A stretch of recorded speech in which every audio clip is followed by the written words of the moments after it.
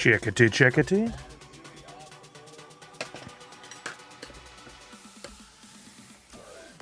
Nashville Lou, what's up? Oh, I can just do this. We can jump right in here. Hey, what's up, everybody? What's up, Walking Miracle? What's up, Allie? Thanks for coming by. I've got my brain's going 100 different directions right now. I'm also on Whatnot following a guy's Disney Neon Breaks. And I'm trying to catch the Monsters, Inc. slot. I'm going to bring it up on screen so we can see it together. What's this guy's name? Droid Rage.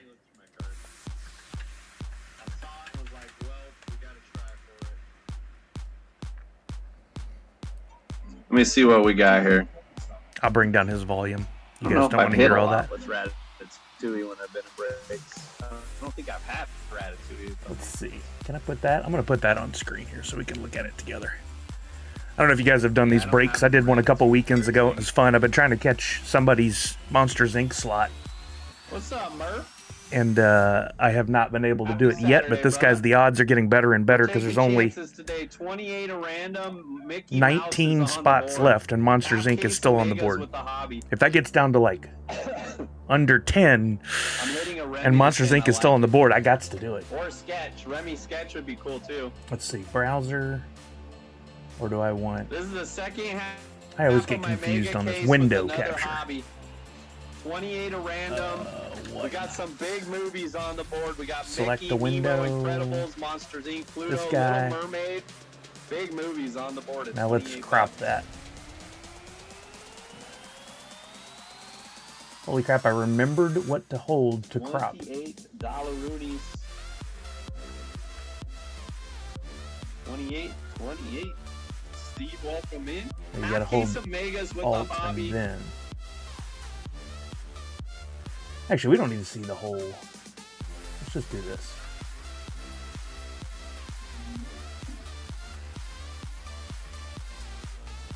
There we go. Dude, I want to pull a Sketch so bad. Sketch and 101, those are the two things I have not pulled. I want it. So if anybody didn't, for those of you who are watching, if you don't know what a break is, basically this guy auctions off spots. He was selling them. I could have bought the Monsters, Inc. one for $55, but that's a little rough. Now he's auctioning them. They start at $28, and then they randomly spin the wheel, and you get that spot, and it'll be like what's left up there. Incredibles, Monsters, Inc., Pluto. So it could be a movie or a character. Little Mermaid.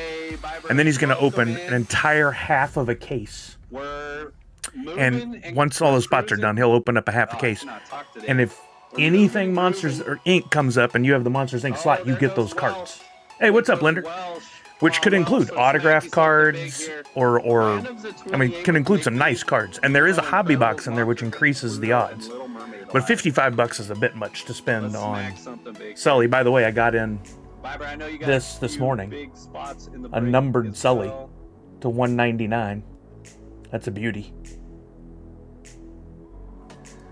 Yeah, I thought it'd be fun while we're going over drop stuff. If anybody is, oh, this guy's spinning. Sword in the Stone. They got. Oh, you can't see it on here. We are. It doesn't show on desktop. It's so weird. Oh wait, now it's showing. It's just delayed. There it goes. What's that say?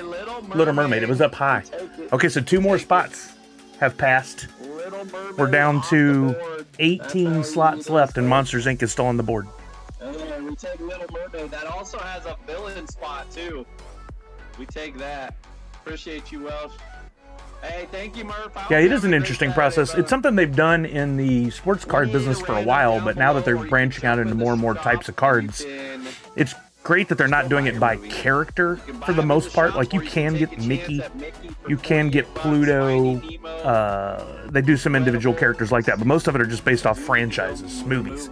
So if I get Monsters, Inc., it'll be anything Monsters, Inc., Monsters University, which I can't remember if there even are any Monsters University ones in this. There's one that's like versus cards, and I can't remember who Sully's against on the versus card. Let's do one more free stasher pass. One more free stasher pass right here, and Mickey is out there. It's crazy for me to do that. Oh, this gives you basically 2 chances. If you win this one, You can either keep the first one or pass, and then you get the second no. option on the spin. You can't hit a Ursula? No That gives me a better chance. Do I do it? Kenny, welcome in. Oh, man. This will probably be one of the last free stasher passes I run. It's tempting. I have $11 in credit, so it only cost me $17. Mr. T, what? I just saw a photo with you in it, Mr. T. I meant to reach out and say hi. I saw you went to the, Hey, that's was okay, it, Doctor. You could behave. what movie did you go see? Mando and Grogu with Finest Funko and the crew? 2 chances, Boston. 2 chances. Yeah, you really are a walking miracle. I saw the photo and I just kind of glanced across it, and I was like, wait a minute, I know that guy with the beard and the hat. Okay, let's see what this guy gets. Don't be Monsters, Inc. He got Descendants. Right, welcome in. Descendants. He'll pass. Not a bad spot, but we can do better. He'll pass. You let me know. That spot really wants to He has to put it in the chat, whether he wants to stash or pass. Which, of course, you know. It really wants Too much work? I mean, as long as I've known you, man, you work your tail off. You're one of the hardest working people I've ever known. Right? It's going good. We got 18 spots left. I mean, you've had randoms to try to finish you've had some good success with work. Ooh, we got Incredibles. That's a good one. But still Monsters Inc. not chosen. We just smacked a big spot for cheap. So there's now 16 left, or did it already do the tally? That is a great spot. You got 17. I have a 1 in 17 chance, but it cost me $28 per chance. That's why we do the stash or pass. This guy also said he only has like an hour left to complete all this, so I wonder if at any point he'll bring the price down. That is true. Incredibles off. Mickey Mouse is still there. Are you guys hearing him? And is that too loud? Let me know. I've never done this before. Or you can go in the shop and you can pick the movie. Mr. T, thanks for coming by, man. I appreciate it. Did you ever get in on any of the drop stuff? I can't remember. I feel like you were not into it. But if you did, Nemo's out there, Mickey Mouse, and you haven't taken action yet, you got to. You got like just over 24 hours. Coco, oh, thank you, Linder. Frozen, Moana, Tangled. We got some really great movies still on the board. Really great movies still on the board. Okay, good. Nashville Lou, thank you. I've done a few of these over the last couple of weekends, and they've been fun, and I've just been using credit I had. And I've gotten stacks of cards. I got a whole bunch of Phineas and Ferb stuff because I won that on one drop. And I got... What are the other ones I got? Let's do it. These are on my Sullys. Drew is down. Good luck, Drew. No, those were my stack. I forgot what the other ones I got. To Droid Rage. Thank you for the first purchase. Oh, yeah, Mr. T. Well, today's your day, man. I say if you got time now, get that laptop out. And if you have any questions, I'm here. That's what I'm going to be doing for a little while we do some other stuff. But you definitely need to log into your drop account. If you have any USDC, you need to export that or use it and purchase some stuff. There you go. Good job. If you and then you'll need a Wax wallet. You should have one already, probably. If you do, you'll need to log into there and make sure before you transfer anything, make sure you can get into the wallet. A lot of people have been stuck on this migration that Wax required a few months ago, and because most people haven't logged into Wax in a while, they don't know about it. That migration keeps failing for people, and they have to try multiple times, which horrible timing. Yeah, exactly. A lot of people are running into problems with that migration, and the only direction I can give is keep trying. I had to try several times over several days, and eventually it worked. Right? Nashville Lou knows all about it. Eventually it worked. The problem is if you just keep trying today and you keep trying tomorrow and you can't do it by 11:59 p.m. Pacific tomorrow, you are SOL. So the backup option to that is to create a new wallet, which only costs you 5 lakhs, and I can help with that. I'd happily help with that. You just have to create a new wallet and send the stuff there as a temporary holding place, and then eventually you can move it over to your existing wallet, or you can just keep all your Funko stuff separately. Oh, really, Walking Mirror? Great. I'm glad to hear it. I don't want anybody to lose their stuff. A lot of people are going to tell you, oh, it doesn't have any value. It's stupid. Why would I bother? Let them believe what they want to believe. 10 of the if you have, especially if you got any of the Harry Potter, the Disney Mickey and Friends, the Alien, the Toy Story, those drop exclusives especially are going to become very rare because a lot of people either won't or can't take action.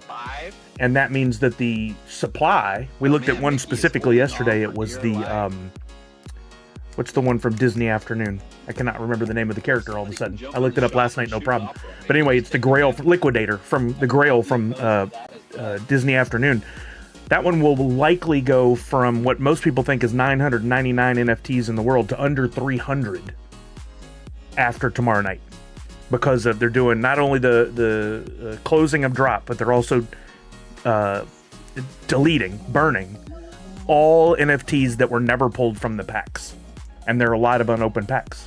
So I think over 500 of those are going to get deleted come Monday or sometime in the near future after that. They haven't said when they're going to burn, but...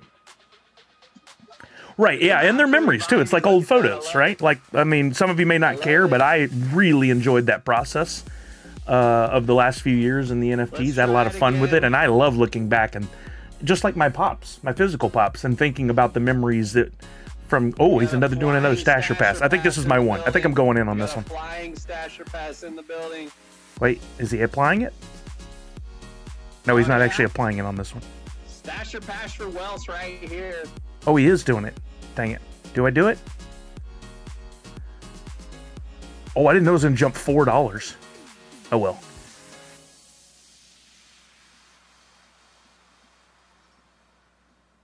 Let's see. I got it. Oh, here we go. $32. Come on, Monsters Inc. Sully says, give me this chance. Oh, that's a good one. Pass. Finding Nemo, that is a big movie, but you let me know. I'm passing. I got to go for Monsters Inc. You let me know. Come on, Monsters Inc. I like it. Good luck. Come on, Monsters Inc. Please, please, please, please, please. Oh, dang. Hey, I got Moana. That's also another big spot. We take it. It started with MO. It was good. It was a good attempt. Moana off the board. Let's go at it again. We'll do another. I mean, hell, you never know. Is there any rock autographs in the Moana ones? That would be awesome. Out of the shop.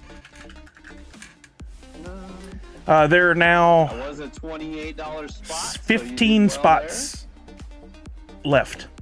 And Monsters Inc. is in there somewhere. I'm gonna look up on eBay. Man, it's crazy. Mickey's holding on tight. We got our flying. Oh, and Mickey's in there too, which is great value. Flying around the screen. Moana. Wait, I was going to eBay. Good luck, Welsh. If this person gets it on the first bid, I'm gonna be so pissed. Oh no! Monsters Inc. He got it on the very next spin. I was this close. That is totally up to you. Dang it, man.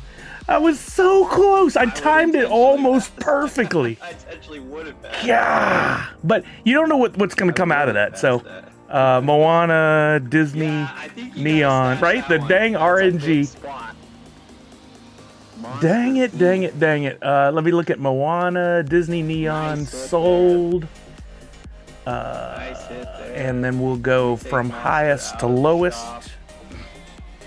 That's a I mean, there's some autographed Cravallo cards that have gone for over $2,000. Those could come out of there. There is this random has been a one-of-one foil fractor. I didn't even know those existed in there. That one already sold. It's a one-of-one. There's another one-of-one, so there's no chance in those. But those autographed cards.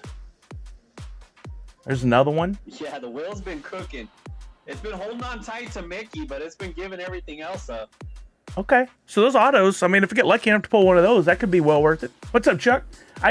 Chuck, I don't know if you're here. I just missed. I bought a slot in this break this guy's doing. Spun the wheel for me. The very next, I didn't get it. The very next guy who spun got Monsters Inc. I was so close.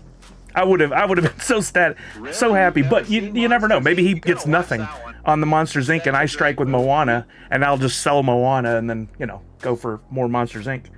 My collection is growing of the Sully cards. Got to find a way to a good display for those. I cannot believe. 12 spots remaining, I believe. 14 spots remaining. Sorry, 14 spots remaining. I know we got Mr. T in the house. He's working on getting his wax wallet set up and moving stuff over, but the primary goal for today's stream is to help anybody out that's still working on drop. So I should probably bring drop up on the screen there. I still have, last night we opened some packs. I still have some stuff. Pulled that nice 55 last night. Mickey, Finding Nemo, Pluto, those are our biggest spots left. Well, I won't be buying any more spots. I was going to see if this guy's dwindled down to... I'll bring the volume down. Pocahontas out there, Snow White, up, just barely leave it on. I still want to see what I get. He's opening a half a case. Once he sells all those slots, he'll start opening them, and I love watching pack breaks open or opening packs. So we'll watch that together. That'd be fun. Oh, Nashville, I always forget about that. Thank you for chiming in. He said Anchor wallets are also an option if the cloud wallet isn't working for people. That's a really good call. I never did mess. Well, I take that back. I did download Anchor at one point and set some stuff up, but I did not start using that as like my primary wax wallet. Why do I keep doing that? I have blockies on the brain. I keep typing in blockies instead of drop. I'm just going to finish transferring these over real quick. It's not going to matter if anybody sees it for this one transaction.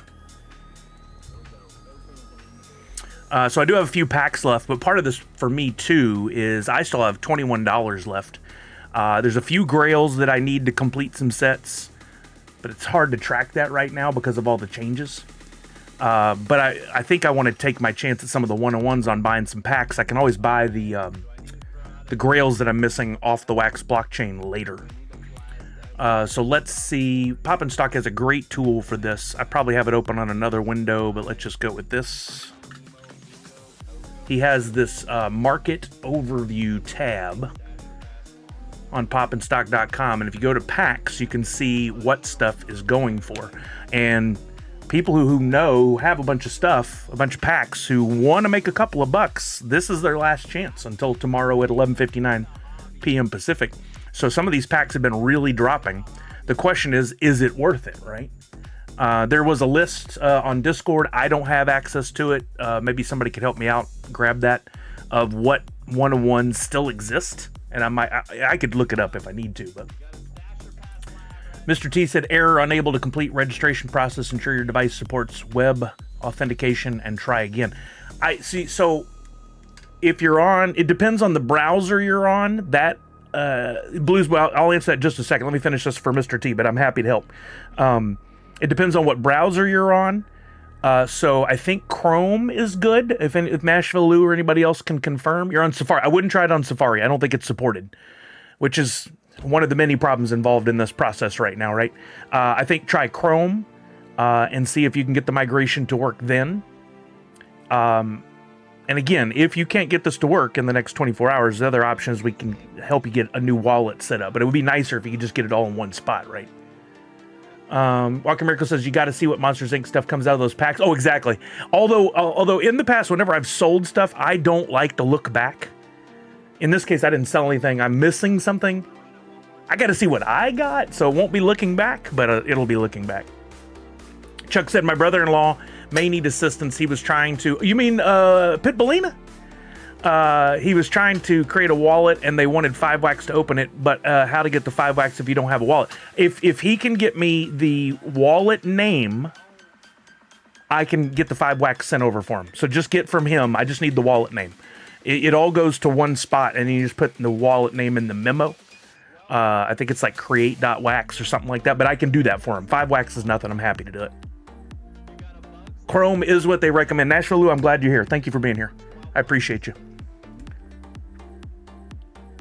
Yeah, hopefully that helps, Mr. T. That's exactly why I'm doing this today. I don't want anybody to miss out. So I need to find that one-of-one list. Let me see. I'm going to open up Discord, which is essentially a curse word around here, but I have to now regularly.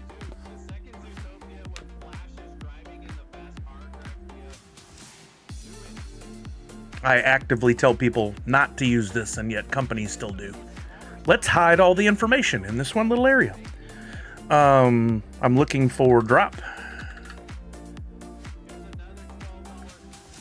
I'm looking for, I've already many times over agreed to this stuff. I'm looking in, is it trade, buy, sell? I think somebody said it was in.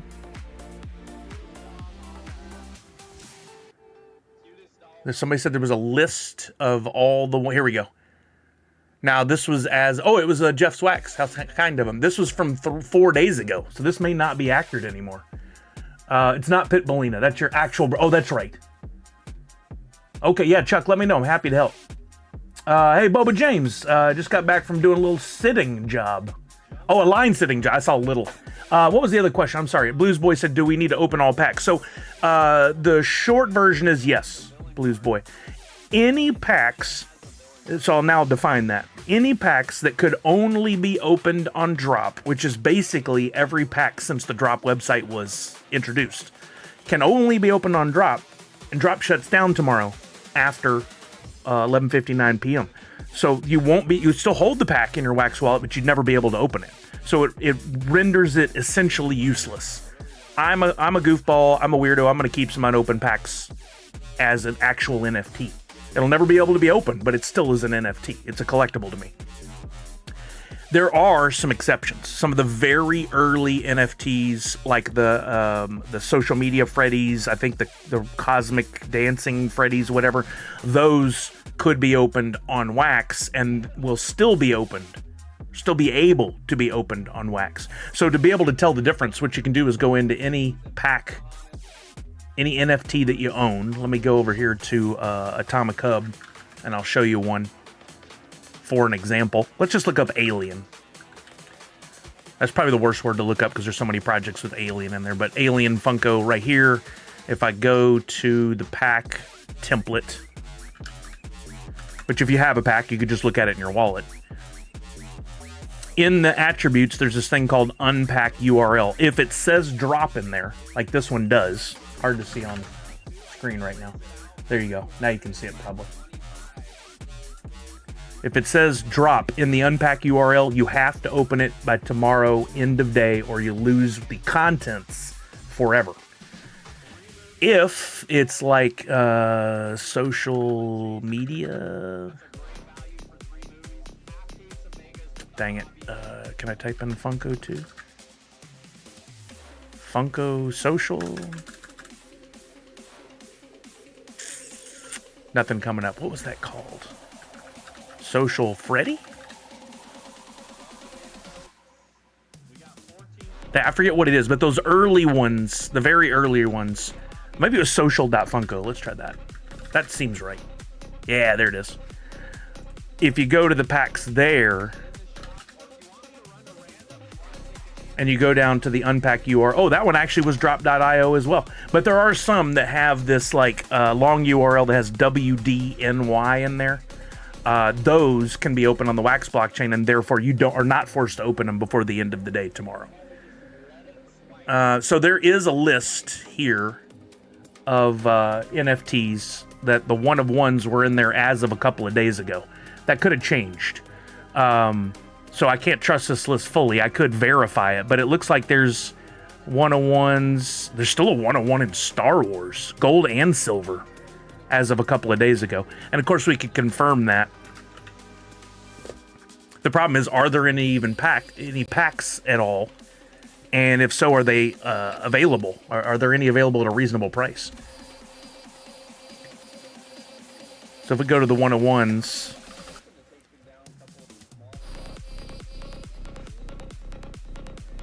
wait a minute. Were there 101s?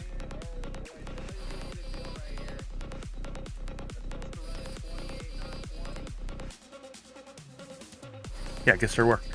We could look at these and we could find out. You think you have some Turtles 2 packs? Those, let's see. The lowest asking price for a standard pack right now is $7. That doesn't mean that's what you can sell it for, but maybe somebody will give you around $6 or $7 for it. So that's 5 cards in there. You could easily make $7. You could spend that on something you wanted, or you can crack it open. Maybe you get lucky. Was that on the list? TMNT, no one of ones available anymore. But somebody can still pull a Grail. So that's up to you. That's TMNT Series It just says standard pack. It doesn't say Series 1 or Series 2. So I don't know which one that is. But that's the only TMNT packs that are even on the market. So you may be holding on to something where you could get some decent money for it. If we come over to... It's always tricky how to find that. Let's try on Wax here. TMNT. It's tough to find it on the Drop blockchain to see if there are none for sale. It's hard to find. You said TMNT Series 2. I'm going to assume you have standard. I could be wrong. You tell me. But if we look at that, I don't think there are any. Look at it. None on the market on the Wax blockchain right now. There are only in existence less than 100 packs that have not been opened in the world. Now, to me, that makes that a collectible. If I'm you might try and sell it, but I would keep it. I'm weird like that. Maybe somebody really wants to get all the packs as a collection one day because they're so rare. But if you don't think there's any value in it in the long run, open it now or sell it. Okay, Chuck, that sounds good.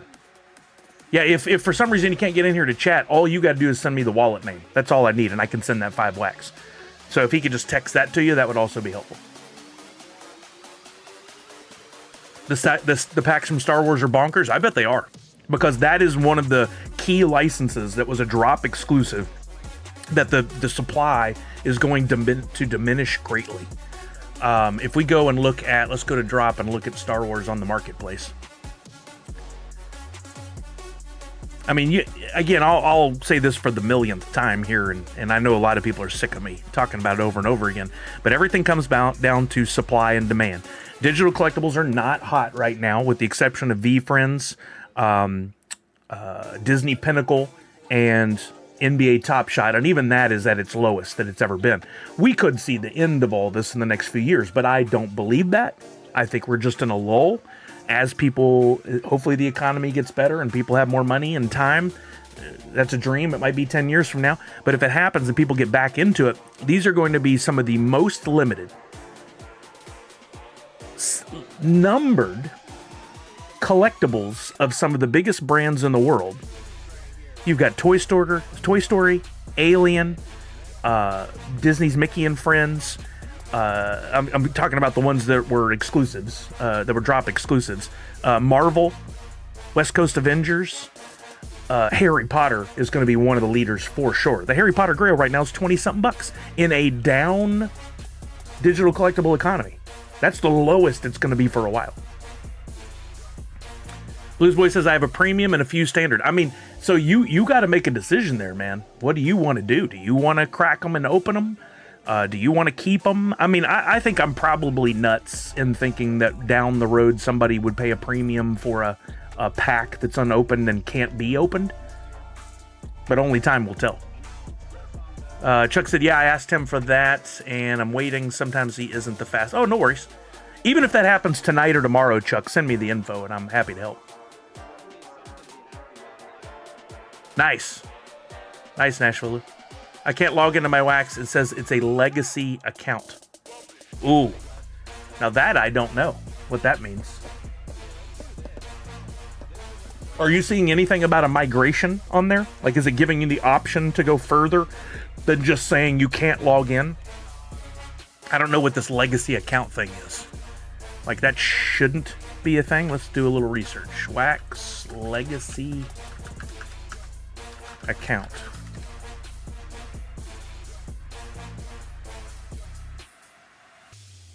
You can secure, claim, or migrate legacy accounts by transferring full key ownership from the old cloud wallet custody to yourself using claiming tools in the My Cloud Wallet interface. So it sounds like it's simply you need to migrate. So hopefully, Blues Boy, you're going to log in at mycloudwallet.com. I'll put the address in the chat in case this is not what you're using and make it easy on you. That is your home for your cloud wallet. Atomic Hub, NFT Hive, the former Nefty blocks, those were all portals or markets that you could see and access your account through. They are not the home of your account. My Cloud Wallet is the home of your account. Yeah, the other option, if you can't get into your wallet, is to create a new one. which you have less than 36 hours to handle this. I would recommend maybe just creating a new wallet. It's going to require a deposit of 5 wax. I'm happy to help you with that so that you don't lose out on your contents. All you'll need to do is go through the sign up process, and when it gives you the wallet, .wham, send me that wallet and we'll get it finalized for you. Rare Individual, hey, how you doing? I totally agree. I think the Drop website was really well put together, and had it continued to evolve, would have gotten better and better and better. Seeing the end sucks because we're going to lose out on some valuable information and a cool market that most people understood a lot better than the Wax blockchain and using Atomic Hub or NFT Hive. But on the plus side, if we want to look for a silver lining, them closing that and basically is going to limit the supply to way less than people would expect. There's going to be a lot of NFTs that are going to be lost forever, trapped in .dp wallets, or burned because they're going to burn everything in the mint.drop wallet. And God knows how many people that have them in Wax wallets have totally forgotten about them. There's not a lot of stuff on the market. If you go look for grails and packs, there's not a lot for sale on Wax blockchain. That may not change, which means you have a limited supply, and demand is low too right now. But if demand ever rises, you're in the driver's seat by holding those NFTs. So it could, in the long run, be the kind of boost that this collection needs. If Poppinstock were here, he would attest to the fact that the Topps cards, the NFTs that went up in 2021, are still pretty hot. They're still doing pretty good. There are people that are trying to collect as many as they can. One the other day sold for $40-something, and it wasn't even a super rare NFT. Like, there's still some value in this down market, and it could pick up one day. The Rare Individual, that Mardi Grail, hold it, you got to see something. I think about you often. I forgot that was you that got it. If you come to Poppinstock's new website, he's got this really cool tool called Redemptions, and I want you to look at this. You were so lucky. I never got that one. I had to buy the Grail NFT later, and I'm not mad. I'm so happy for you. But if we come to Back to the Future and we look at the Marty Undercover Grail, he built the most beautiful tool that I wish we had access to when all this was alive. This breaks the NFT life into 3 parts. I always talked about this. The digital card point, so when it was out of packs for those first 120 days, the redemption token period, and now what it sells for on eBay. And if you look at this, look at the very lowest sale back in the very beginning was $225 as an NFT. The highest sales were right before they did the snapshot at $425. Then as a coin, it peaked at $460. And now as an actual physical pop, there have only been a handful of sales in this last few months. Lowest was $585. Then it sold for $925. Then it sold for $785. So what a slot you pulled. That's probably the best prize I've ever given away on this stream, right? That and the hollow Darth Vader that I gave away. But if you look at this now, for all those people that were naysayers back in the day and this is stupid, why would anybody, I'm not going to pay that, blah, blah, blah. If you had just spent back then $280 on that random November day, you could have flipped later. If you were, I guess it's not a flip with that time period, but you could have invested and resold. And in the matter of 3 years, that would have gone up to $925. That's better than the stock market returns. I'm sure nobody did that 10 times over. But I guaranteed What's Poppin' Craze is sitting on at least 10 of those. His collection has gone up so much in value. Now, there's some duds, too, out there that haven't performed as well. But more often than not, I'm seeing charts like this. Let's pick another one at random. I just love this. This tool is such a great visual representation of, hey, those who were naysayers and talked all that smack back then, you really messed up. Here's Avatar Grail. Look, this one didn't go up all that much. In fact, you can buy the physical pop recently sold for $350 when back as an NFT it was $387. But if we did a deeper dive, we might find out that wasn't in great condition. In principle, the average selling price was still above what the NFT was back in the day. Let's pick another one. You can't take one plot point, one data point, and say that's how everything worked. That's not how it works. Let's pick a regular or random Barbara Maitland legendary. Boom. Look at that. Average price across the NFT days, $26 to $30. As a coin, average price more like $40 to $45. As a physical pop, and this is what I always said, 180, 102, 165, 195. It peaked at 349. I'm guessing that, again, is an outlier. If we looked at that one, which we can do given his tool, let's look at it on eBay. It's probably a set. And we actually need to...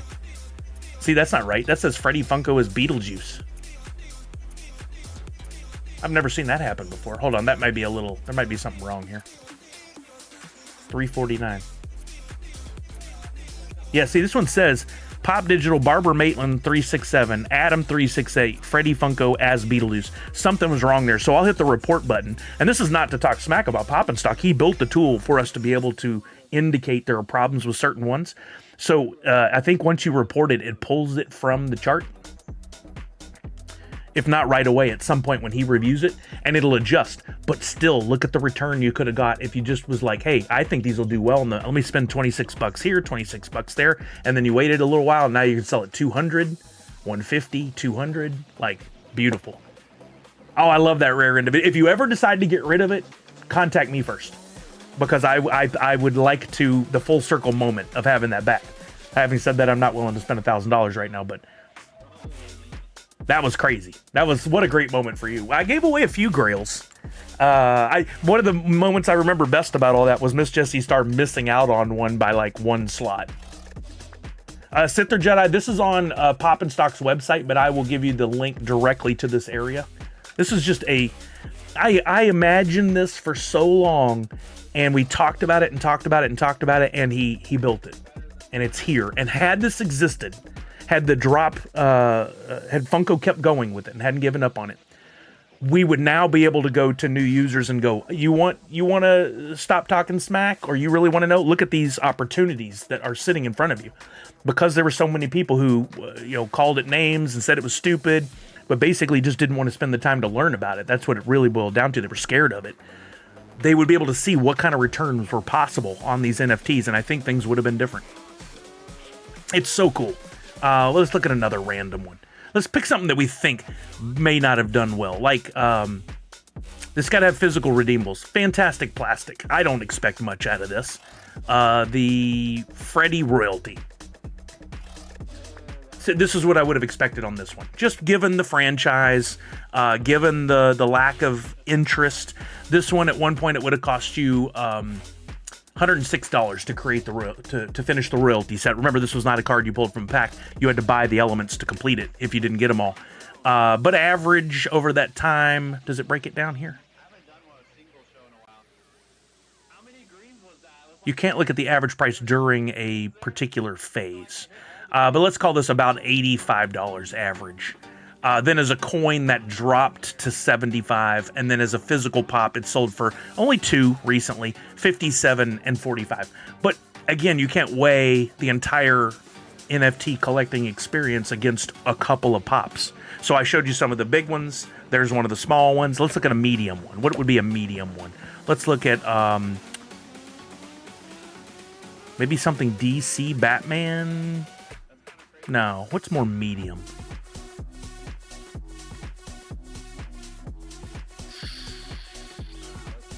No, horror is always good. Jurassic Park is really good. I don't know what a medium would be. I can only think of things on the high and low end. Anybody have any suggestions?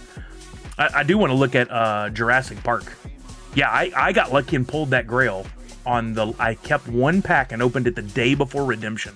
Let's look at the grail. It is a... Oh, what a beaut. This is, just for reference, that's $200 right there.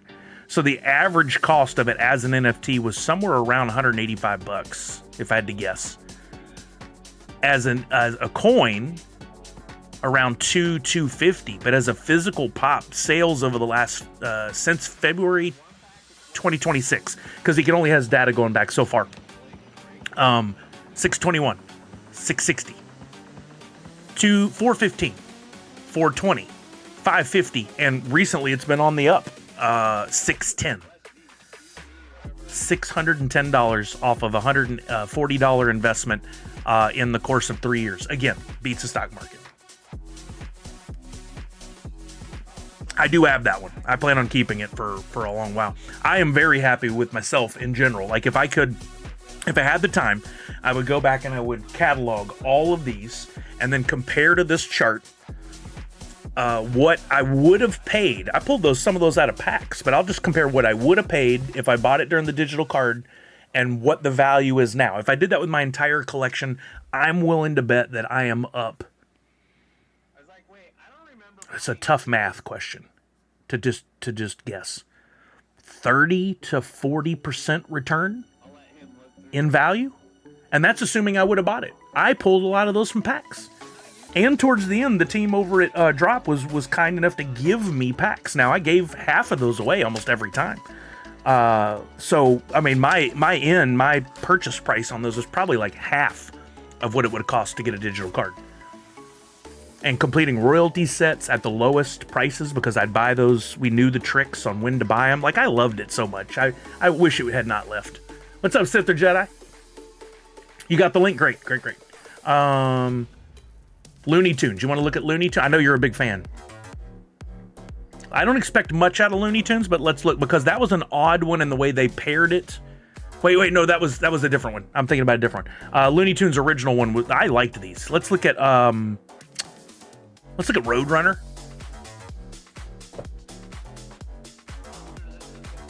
This one, if we average out all those dots, almost a straight line, maybe a slight increase. Maybe like a $20 return, if I'm guessing, if I just did a straight line across, or average line across. But in the NFT, 72, 80, it picked up in the second half of that 120 days. So on average, it was probably about $100 to get in on that one. As an NFT, as a coin, more like 120, 130, I'd have that if you averaged all those out. And then as a physical pop, more like 100. But again, 100 versus as an NFT, you could have got it around 75. It's a return. It's not a great one. It's about a standard rate of return if you compare it to the S&P 500 over 4 years. Maybe a little lower than that. Because you get 15% a year compounded. So I don't know what that would be. Somebody could do the math quicker than I could. But I bet it's about the same rate of return as the stock market. And these numbers over here are not what people are asking. Those are actual sold items. That is a true valuation of what those pops are worth today. Rare Individual says, this is something I'm really going to miss. $10 to $30 chance at pulling a huge grail along with legendaries. And if you miss, there's still NFTs to collect and grab them. It was a wonderful program. And it was a victim of basically two things. It all boils down to two things. We've talked about it for years. Lack of education, which is something that the newer NFT projects that survive today are doing a better job of, like Gary Vee and Disney Pinnacle. They are explaining things and sharing information. More so Gary Vee, Disney Pinnacle, not as much. They could do a much better job. That was number one. And number two was the bad mouthing of people who didn't understand it. A lot of people out there were swayed by seeing comments from others who said, oh, it's a garbage program. It's rigged. They're all sitting in a warehouse in Arizona. They give them all to Fluffy before they come out. Blah, blah, blah, blah. All these little one-off things that they just had to complain about. And it swayed the average person who was like, I kind of wonder about, all those bad things? No, I don't want to get into that. And that's it. It boiled down to those two things. Had they done better education and had people just kept their mouths shut, we'd still be swimming on Tuesday drops. It'd be awesome. We'd be having a good time. Is there any way to transfer all NFTs at once from Drop to Cloud? Great question. Exactly why I'm doing the stream today. Let's go. I'll show you. Go into your wallet on Drop. Go to inventory. You can filter by project if you want on the left-hand side, but if you look right here in the center, I only have a few NFTs left, but this would be all of your NFTs. You didn't hit any filters on the left. You just left it. You just went to your wallet inventory.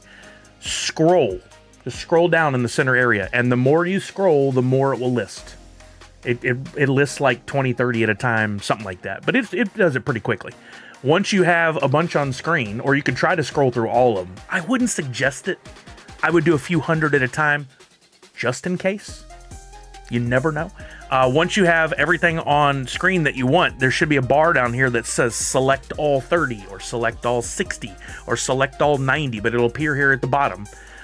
You can, let's see, I hit transfer. Oh, there it is. And say select all 7. I select all, and now I can transfer all.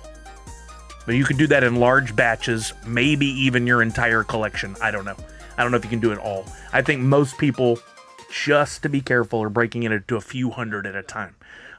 It doesn't take long if you do it that way, and you're transferring 300 to 500 at a time. You could do your whole collection in half hour.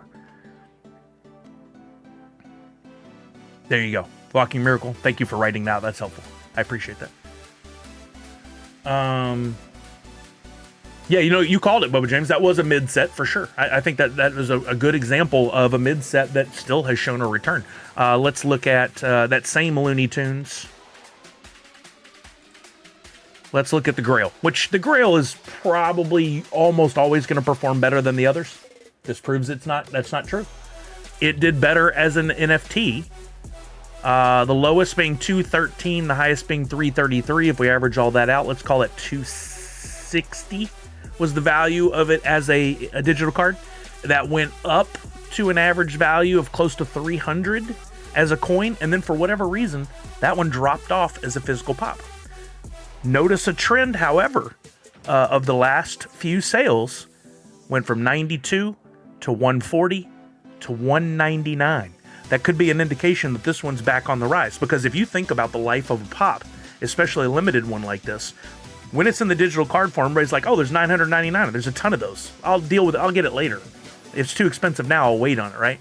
Then as a coin, a few of them are lost because people didn't do anything with their coin. It becomes a physical pop.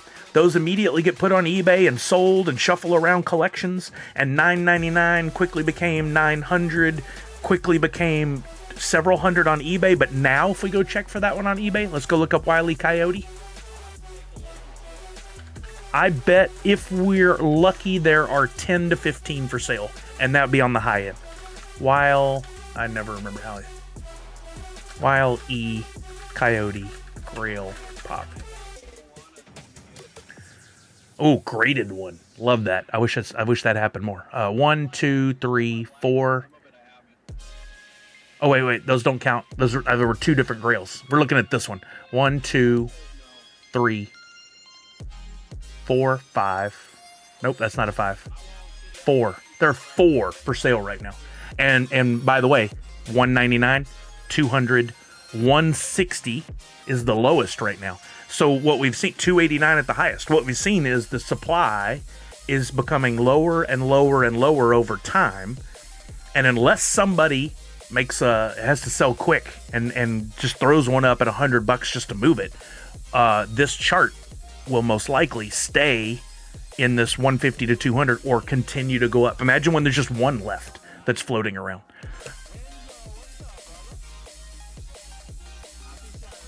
Hey, no worries, Misty. I'm glad you're here. Hey. Mr. T said, if I can't get this to migrate, would you recommend just still transferring it anyway?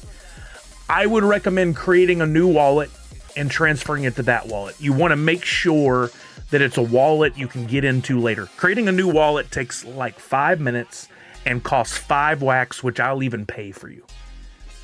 You just want to make sure it's a wallet you can definitely get into. That migration, I don't think that thing's going to fail to a point where you can never get into your wallet. I've not heard of an example from anyone that was the issue, except for Boba James, and his was not related to the Wax blockchain, but related to the Windows passkey situation that he's having. It wasn't the migration, it was the passkey. So just for safety's sake, I would say create a new wallet. Chewhawk said 69 ? I'm going to ignore that kind of. Now I'm going to buy 1 or 2 NFTs every month. So, hey, Monster Pete, how you feeling, man? I hope you're feeling all right. I mean, I don't think it's a horrible idea. I think buying the NFTs, especially from the drop exclusives, like I keep saying them, Alien, Marvel, Harry Potter, probably the top of that list if you want to invest in something, etc. Buying those because there are going to be less of those on the Wax blockchain than most any of the other projects, because the fact they were a drop exclusive and we only had a month to move everything, and most people don't even know that happened or have given up on collecting or thought there was no value because, again, they read some bad information on the web and let other people influence their decision. Rare Individual says, I'm hoping for a huge rise on these NFT physicals as less and less are on. Exactly. That's what I was talking about. The more time goes on, if you look at those as a great indicator of what's possible, look at the exclusives from 2012 SDCC, 2013 SDCC, 2014 SDCC. Those were the golden opportunities, especially fun days at that time. But you take those as an example of what's possible with the NFTs. It took 10 years, but those pops steadily grew and grew and grew. And a pop I bought at SDCC for $15, or probably not even 15, back in 2012, some of those I could sell now for $2,000 and $3,000 because more people got into collecting. Those don't come up for sale as often. They are the thing of legend and lore. People look at those and go, wow, those are really cool. I want those in my collection. It takes time for people to find out they even exist. That's what I've always thought would happen with these over time, because you have, and what's better about it now is you don't just have a sticker on there. Some of those you have a sticker with a number that's so low. And for anybody that is actually in the know about the real numbers, which is not a lot of people, you realize how rare those are compared to even to like something from SDCC years ago that had 480 of them in the world. Chewiok finally got everything out of drop. Yes. Good job. Rare said, like Steven Universe, Blue Diamond Grail, I believe I see only one. Oh, that one is definitely a hot one. I saw that recently, that the Steven Universe ones are blowing up, and I did not get but a couple of those, maybe one. I didn't do much with Steven Universe. Let's go to the Grail. Boom. When you consider this is in hundreds of dollars on the left-hand side, that's a boom moment. Look at this. 150, 160, 170, 130. Got down to 130. I'd say overall that's an average of 175 in value. As a coin went lower, one sold for 145. That's kind of nuts to me. But as a physical pop, 390, 525, 550, a little dip to 460, back up to 545. Crazy, man. Crazy returns on those if you had invested in them. They didn't go for much in the beginning there. I mean, 175 is still a lot of money, don't get me wrong, but let's look at, like, I think even Sapphire and some of these other ones, the legendaries did well. Yeah, look at that. Holy crap. You could have spent $35 back then, even as low as $18.27, now selling on eBay for over $100 almost every time. So in 3 years, you could have got a 300 and something percent return. Hey, Mike Zig, you're probably not the only one. I think a lot of people are finding out about this and coming back to the drop wallets and the Wax wallets that they haven't logged into in a while. What you may find out when you go into Atomic Hub to log into your Wax wallet, and what you should do actually is log in over a MyCloud wallet first, is that you may have to do a migration, and that's hanging a lot of people up.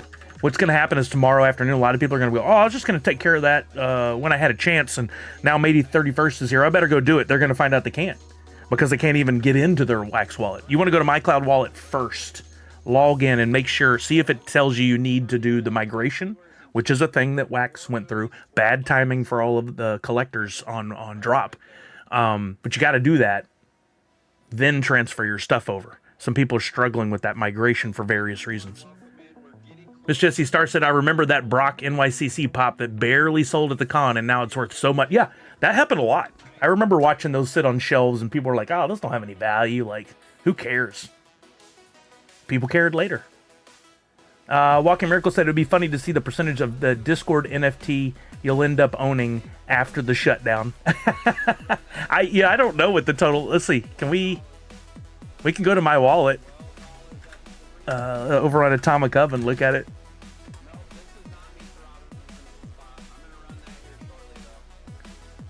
Yeah, what percentage I'll own of all of them? Yeah, that's a good point. If I type in, I have 26,000 NFTs roughly in my collection. Not all Funko, by the way. I'd say good 60% is Funko. And if I type in Discord, you guys suck. Y'all did this to me. Oh my God. So many Discords. Yep, there you go, Mike Zick. Well, make sure you do that. Make sure you're on Chrome. It's probably easiest to do it on your computer versus a phone. Try the migration. I would not be surprised if it fails the first time. It happens for most people. I had to try at least 4 or 5 times, which sucked because I was writing out all those mnemonic key phrases. And then I just have to throw that away and try again. Anyway, 4 or 5 times it finally worked across 4 or 5 days. If for some reason you're not able to get that migration completed, the backup plan I think is the best approach is just to create another new wallet, which won't have to migrate because it will exist on the new option, the new Wax blockchain rules, and just transfer stuff to the new wallet. You can easily log into that wallet later if you get your original one migrated and completed and you really want to keep that as your home for everything, and you can move the stuff from the new wallet over to there. Or, hidden bonus, maybe you have one wallet with all your Wax stuff and then one wallet with all your Funko on Wax stuff, so they're separated. Might be an interesting little way to have them organized.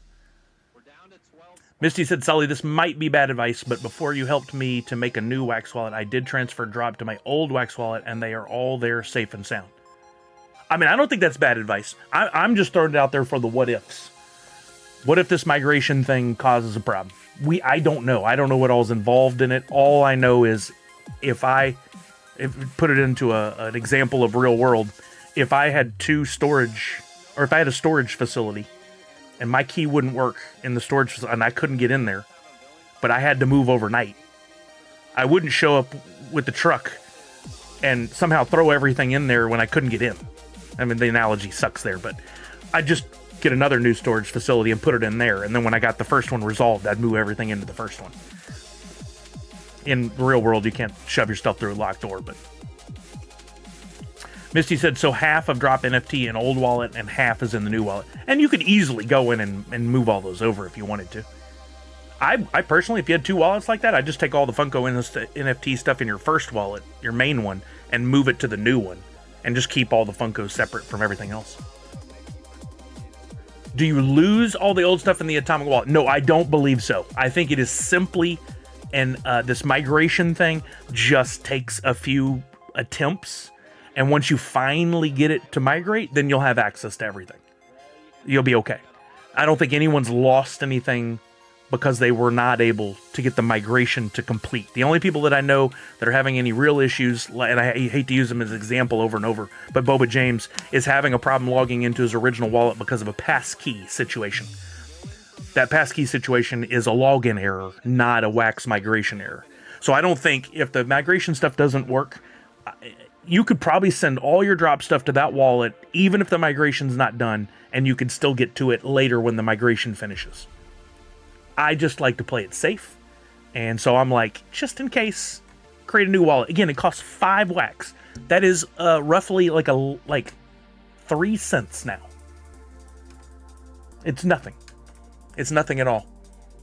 Oh, I saw movement in the corner. He's not going to crack the packs yet, but... I can't believe on the Neko Mecha Franny Series 2 under 500 piece is not going for a lot. Are you talking about the NFT or the physical pop?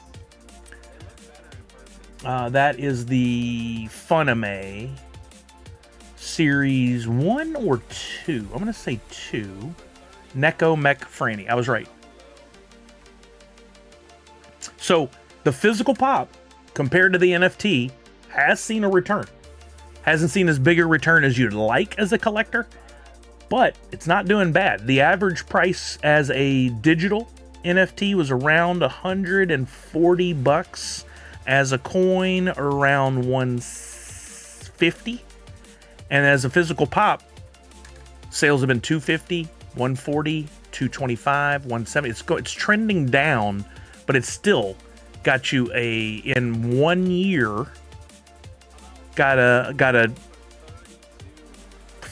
10% return? No, more than that. 20% return. Auto chase here as well. Multiple auto chases. Misty, so Sully, I owe you 3 cents. Can I pay you at SDCC? No need at all. I love the idea of you bringing me 3 pennies, but no need. Hey, what's up, Buzz King? How are you? Used NFT Hive? Nice. Yeah. NFT Hive and Atomic Hub are, for all intents and purposes, the same thing. Just different looks, and each has slightly different tools. But you're still just using it as a way to view into and manage your Wax wallet. This is one of those education things that I'm not bad mouthing the Funko team or the Drop team. They did wonderful things. This was never a priority for them, and I think had it been managed differently, if I had been involved, I would have said we need to be doing this all the time. It's what Gary Vee's doing now, and it proves my point. But they would have been doing lives and doing videos and saying, hey, this is what the wallet means. This is how you can organize and manage and control your wallet. This is how things can be transferred from drop to wax and back. Anyway, the education to make sure people understood things like what I just said would have made a world of difference. Do I think they'll ever bring this back? I think it's highly unlikely, Rare Individual. Highly, highly, highly unlikely.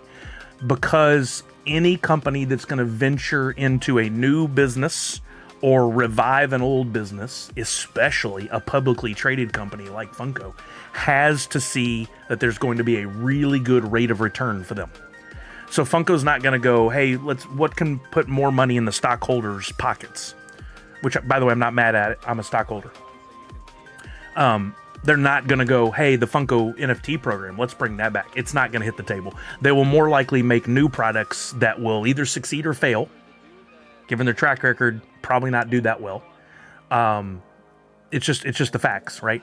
Now, what I could see happening is there's a guy that bought Atomic Hub, and this guy gets it. He understands it. He's on Gary Vee level of understanding it. I think it's very possible that he could approach a licensor like Disney, and he could approach Funko. And he could say, hey, I love that program. I want to do something like it. Can I, as a middleman, revive this project and make some new packs? I'll pay you a licensing fee, Disney.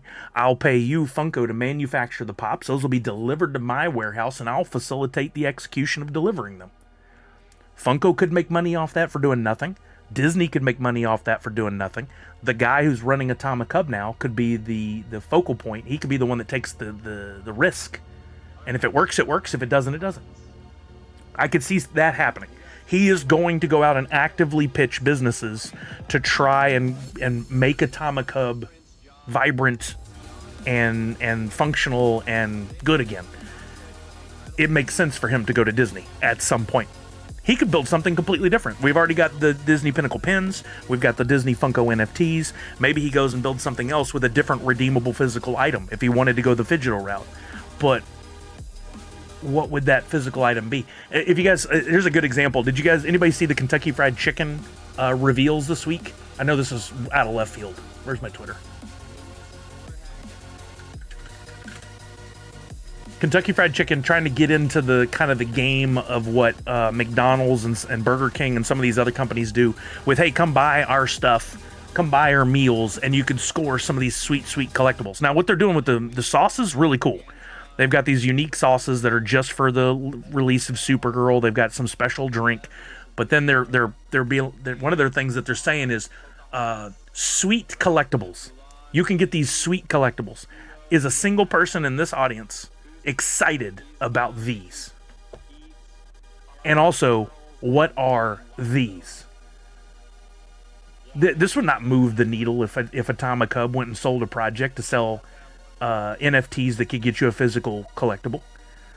I don't give a crap about, I don't know what company this is. I don't know what quality these are. I don't know how many are being made. I don't know if any of them are chases or exclusives. I don't know anything about it, and therefore it's not going to move the needle. But if you are them, if you're Atomic Hub and you go sell a project and the redeemable is a Funko Pop or is a Name another, a Labubu. That's kind of died off already. Or if they went after Nito and said, buy our NFTs, collect the set, and you'll get the super rare Nito. Those would pop off. Those would do well.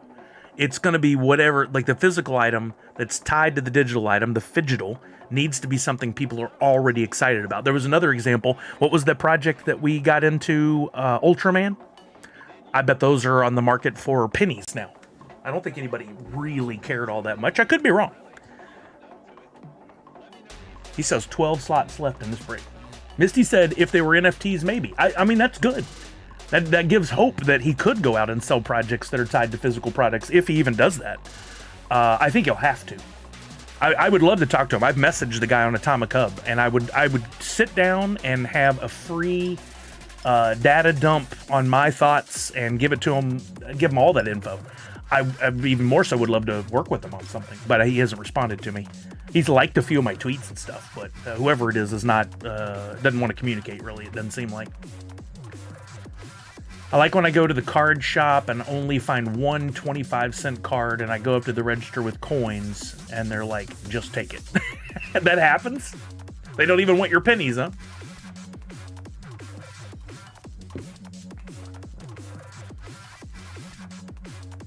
Have you checked on the investor day? Oh, I look regularly, Walking Miracle. The only hope left of getting one of those that I see is if Brian Mariotti were to log into his wallet, and he's not gonna. He probably can't even do it anymore. Literally, all those wallets that were created, there's maybe, I think, 15. Those people probably haven't logged into their Wax wallet since that day. I want one of these so bad. I even thought about texting Brian Mariotti, but I just know he'd laugh and ignore me to see if he would transfer me his investor one in his wallet. What was it called? Investor Freddy, or what was it called?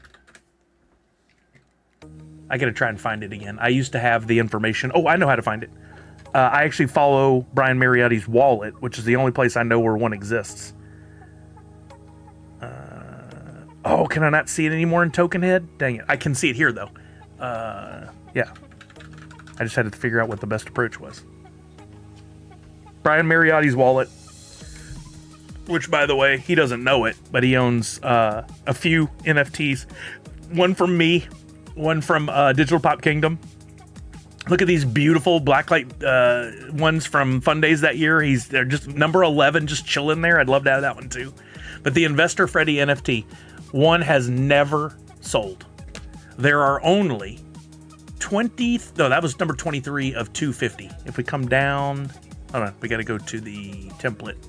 If we come down, there are only 16 that have ever been claimed in the world. I assume there was some code they went and punched in to get it. 16. I went through all of these wallets, and there's almost no activity on any of them. This was as a year ago. Brian's is the only one I know that he ever logged into that wallet, and even I'm debating whether he did or someone else did. It is forever lost. If one of these people ever logs in, I have made an offer on, let's see, is it still up there? I did have an offer up at one point. Let's see, can we see what the offers are? Yeah, there it is. Yeah, it's me. I have an offer of 250 wax up there. $1.53. I'm going to cancel that. Because there's a chance one of those people will one day log into their wax wallet. Oh, I need to look at that, Walking Miracle. Because a bunch are about to be lost forever. You're right. Let's see. DP. Oh no, they're about to all be. No, there's one. SF4FU.wham. There's one. It is literally about to become a one of one. Wow. Where'd that go? Wow. Hey, Bakavali, what's happening? How are you now?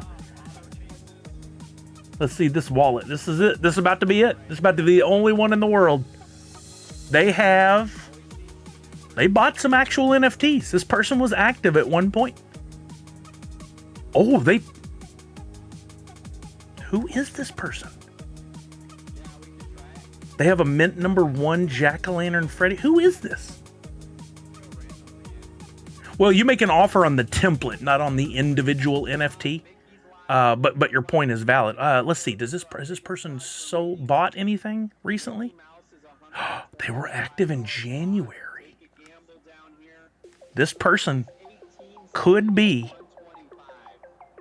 sought. Oh, you know what I need to do? I need to check my Google Sheets. I can check all the Google Sheets I have, and let's see if this person exists. SF4FU.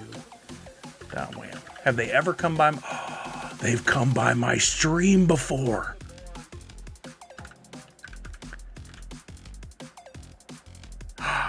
I know who it is. I know who it is. I didn't expect this to happen today.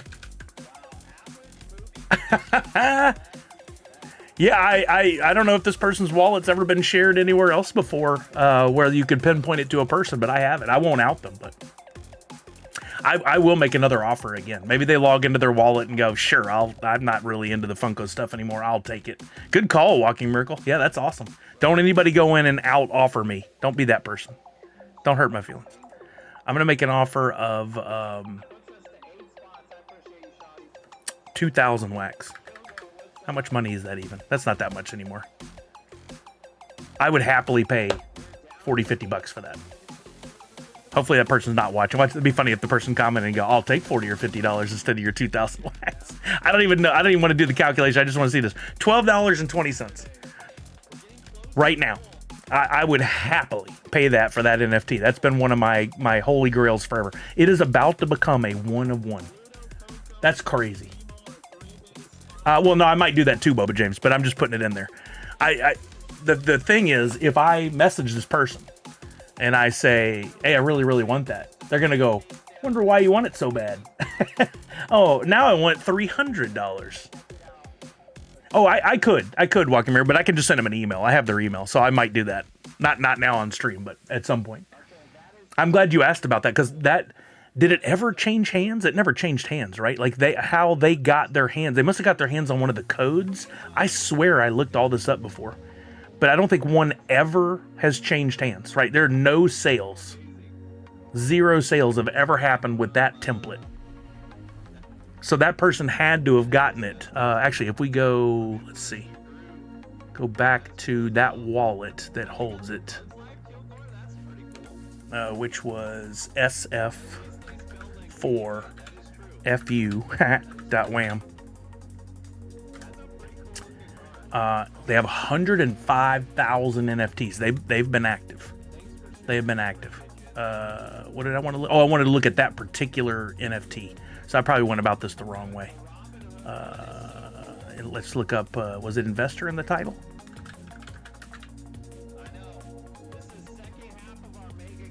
I may just have to go back to the template and go that way. Yeah, that's what I'll have to do. Mariotti's inventory, that NFT, that template, scroll down to that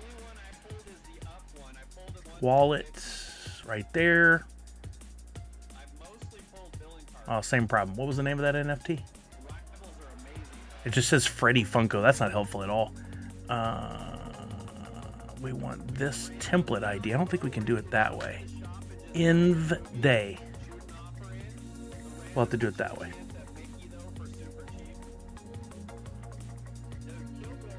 Imagine how upset I would have been if I found out it was one of y'all. Here we go. So now we can look at this NFT and we can see the transfer. Oh. Oh, they just transferred it this month. Well, that shows you guys who it is too. So it went from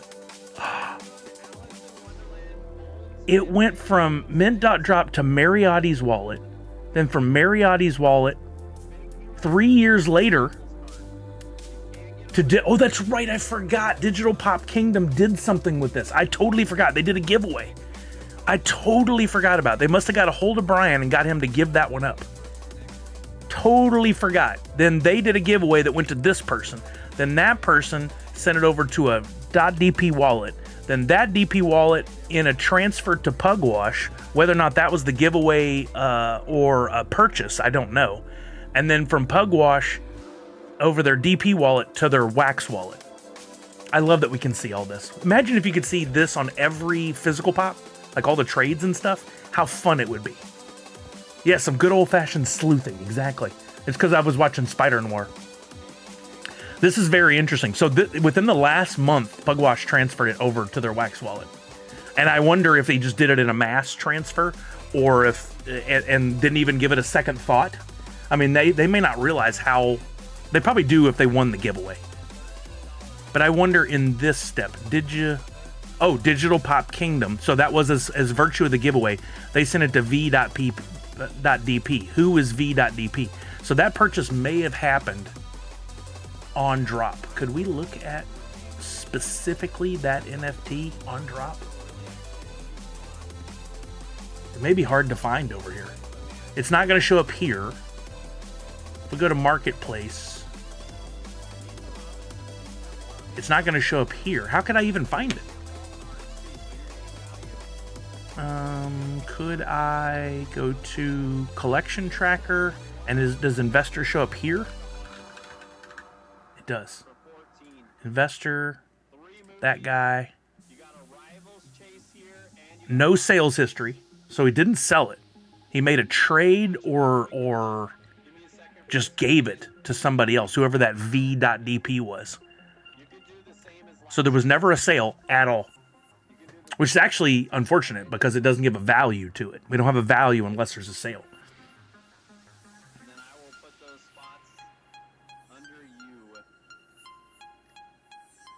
Are you sure it won't show up in that class of page? Yep, correct. Oh, I don't know what you were asking there.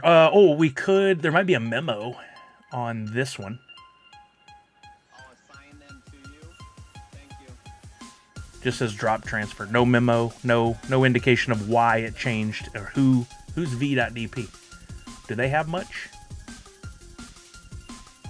Created over 4 years ago, NFT assets. We'd probably have a better luck. Oh, do they not have anything?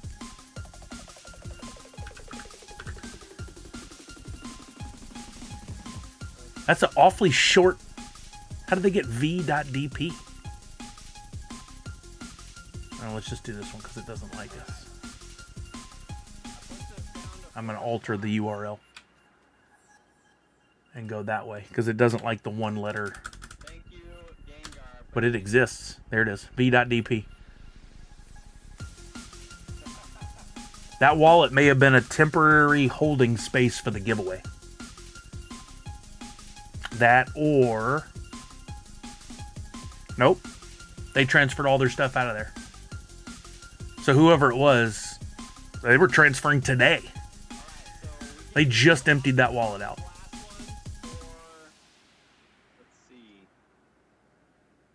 Yes, well, naturally, you either got one auto-assigned on your first purchase, or for $5, you could pick your name. Chances are you bought that name. I paid $5 for mine on day one and bought Sully.dp.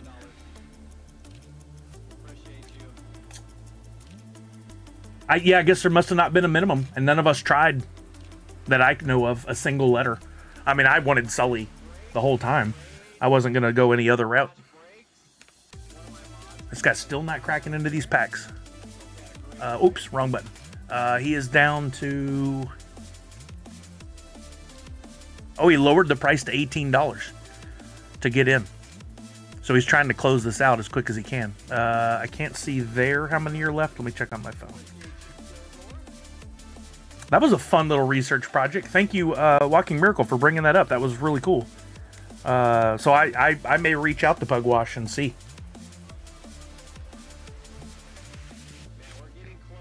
So there's down to 3 spots left. And I see on the screen, Mickey is still on the screen? No.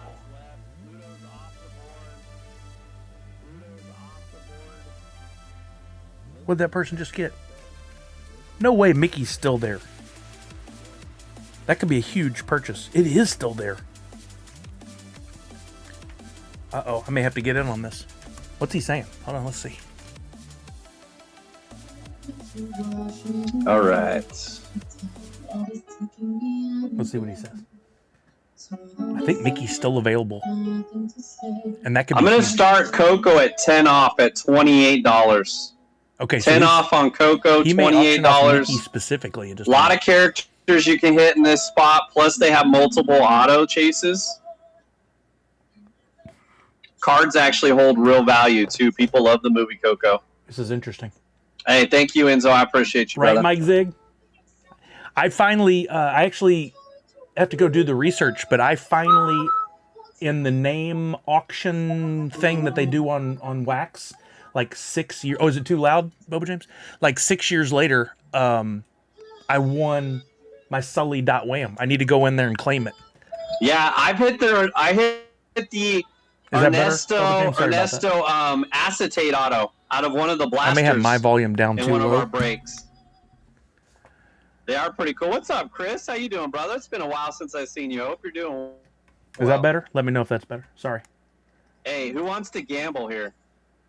Who wants to gamble here? Exactly, Nashville Lou. I got to figure out how to claim it. I'm finally at the top of the list on that. Oh, did you? Nice. So when you win Nashville Lou, what do you have to do to claim it? Shardy? I couldn't figure that out quickly the other day. I haven't done the research either, to be fair. But since you're here, because I did accept it. That's what happens when you don't have a mic set up. He's just like screaming into his phone. I don't know how to. Yeah, I want to claim it. I think it'd be fun. I think it'd be cool to send over like maybe my 5s to that wallet and keep them all there for my project. Waiting on basketball. Chris, basketball will be back soon. I apologize. I'm happy to still answer any questions about drop while we're waiting on this pack cracking time. Let me crack a pack. We can do that. Let's see if there's any luck. On Mickey? Send me an offer there. Via your Anchor wallet. Okay. I do have an Anchor wallet. I got to go in there and check. I haven't logged in forever. All right, I'm gonna try my luck at a Thundercats pack again. I was buying these for like $1 or $2. Actually, let's see. There's some for $3.29 on Drop, but on Wax they may be even cheaper. And there was, as of yesterday, still a bronze 1 of 1. Shout out, brother. I'll give you a mod. Give yourself a shout out real quick. You can post it. I'll try to stop by tomorrow. This is standard packs. 304 is the cheapest now, so they've actually gone up in the last 24 hours, not down. Shardy, let me know the difference. Let's see. Oh, gotcha, Nashville Lou. Yeah, I'll have to do the research then. That was Coco, $38. He's about to do Mickey. Let's see. I'm gonna crack this pack. Y'all wish me a little luck. Maybe y'all are the better luck crowd. Last night we didn't pull anything, but I'm trying to pull that 1 of 1, and man, if I do, that would be the way to go out. It'll be the last pack I ever open. Yeah, give him a follow here. That may be a little loud. Sorry. Thank you, Nashville Lou. Maybe you're the golden luck I needed. Absolutely love Chris. Damn, the pause of the coin. All right, there's also some mint number 1s out there. There's a rare Lion-O TM, number 2834. Coco. I'm surprised Coco's the last one. Common Mumra TM, number 465. Ooh, an epic Robert Bill TM, number 953. All right, folks, this is for the community right An uncommon Robert Bill, it's Shy TM, number 5392. They all had 5s in there. Right here. $5 on Coco. Ah, and the Ghost Jaga TM, 1032, common. No 1 of 1. You won't regret it. Oh, well, Boba James, I didn't know if the audio on the pack opening, because it's a separate audio channel, if it was going to be blasting in everybody's ears or not. I do want to see, did this change at all, the market overview packs? Are there any other cheapies out there that might be worth investigating? Let's see. This is the 1 of 1 list as it stood a couple of days ago. These that have 2 items in there are probably the best bet. So what I want to do is I want to pull that up over here and then look here and see if there's any overlap that makes sense. What I want to look at is Batman for sure. $4.13 a pack with 2 possible 1 of 1s. If that's the right Batman. Bob Ross still has 2, and I think those packs were pretty cheap. Where's Bob Ross? Now I'm not doing that because I have that's the one project that I'm not providing any money to.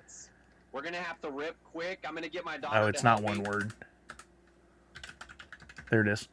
Standard pack is 1181 on Bob Ross, so that's probably a no-go. How about DC.Funko? Just straight up DC. Yeah, it says 88. 1180 right above it.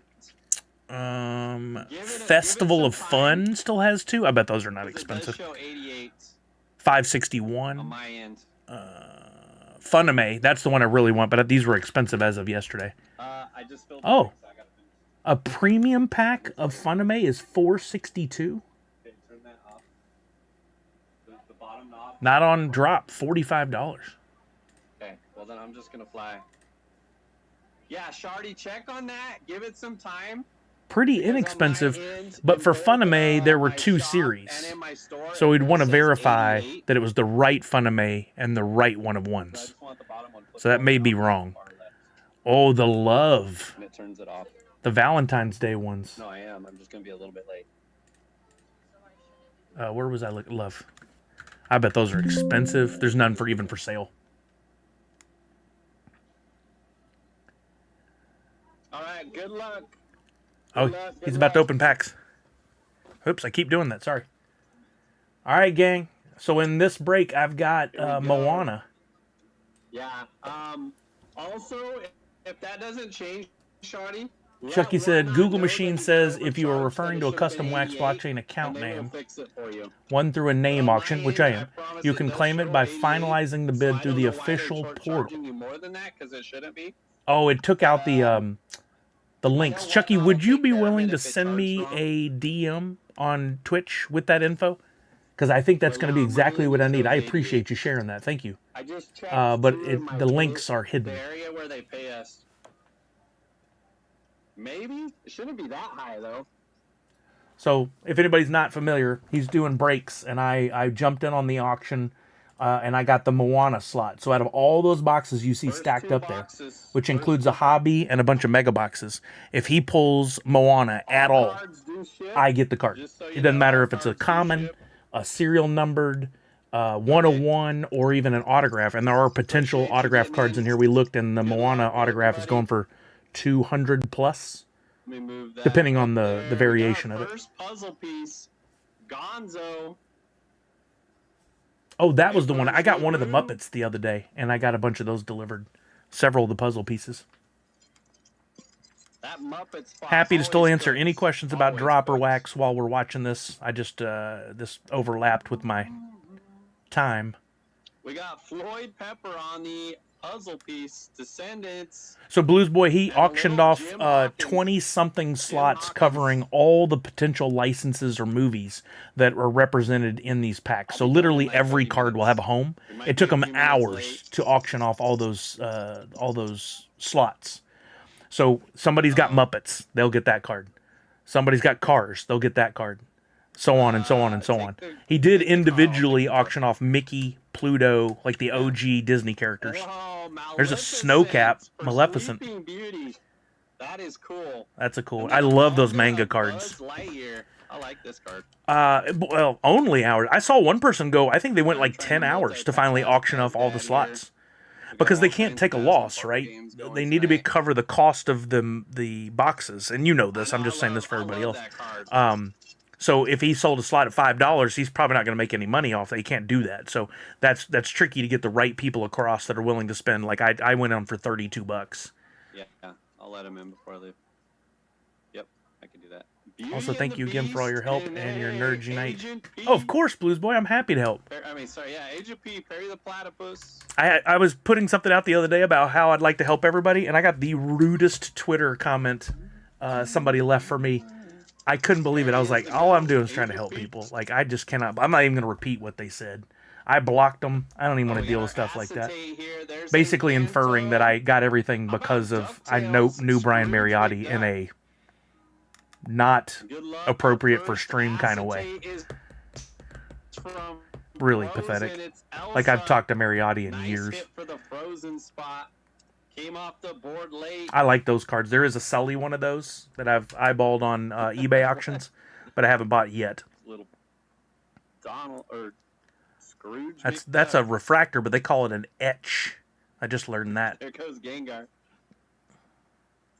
Thank you, Chucky. I appreciate that. I'll take a look at it and try to claim that wallet. I think it'd be fun to have. Ooh. I saw there's a green laser Sully that is just one of the most beautiful cards ever. Oh, we got a Snowcap Mickey. Pirate Moody on the back, but that is a bang. I have a Diamante Mickey that I pulled from my pack. It hits. Gengar, right? Gengar, we say that all and the whoever time. is whoever had Mickey gets that. The sleeve does not want to. I don't know what a Snowcap Mickey goes for. Let's look and see. Snowcap Mickey Mouse. I can't believe I know these terms finally. It took me a while. We hit no Mickeys in the first half. Snowcap Mickey Disney. That is beautiful. Neon. I like the Diamante I pulled a lot. The sitters. That is a sold for only $2. Wait, no. That was a slot somebody got on something. That sold for as low as $3.35 for as high as $16.99. It's all over the place, but that's a beautiful Mickey. We got our first Goofy movie. Right, Blues Boy? I'll never understand it, but I also won't give up.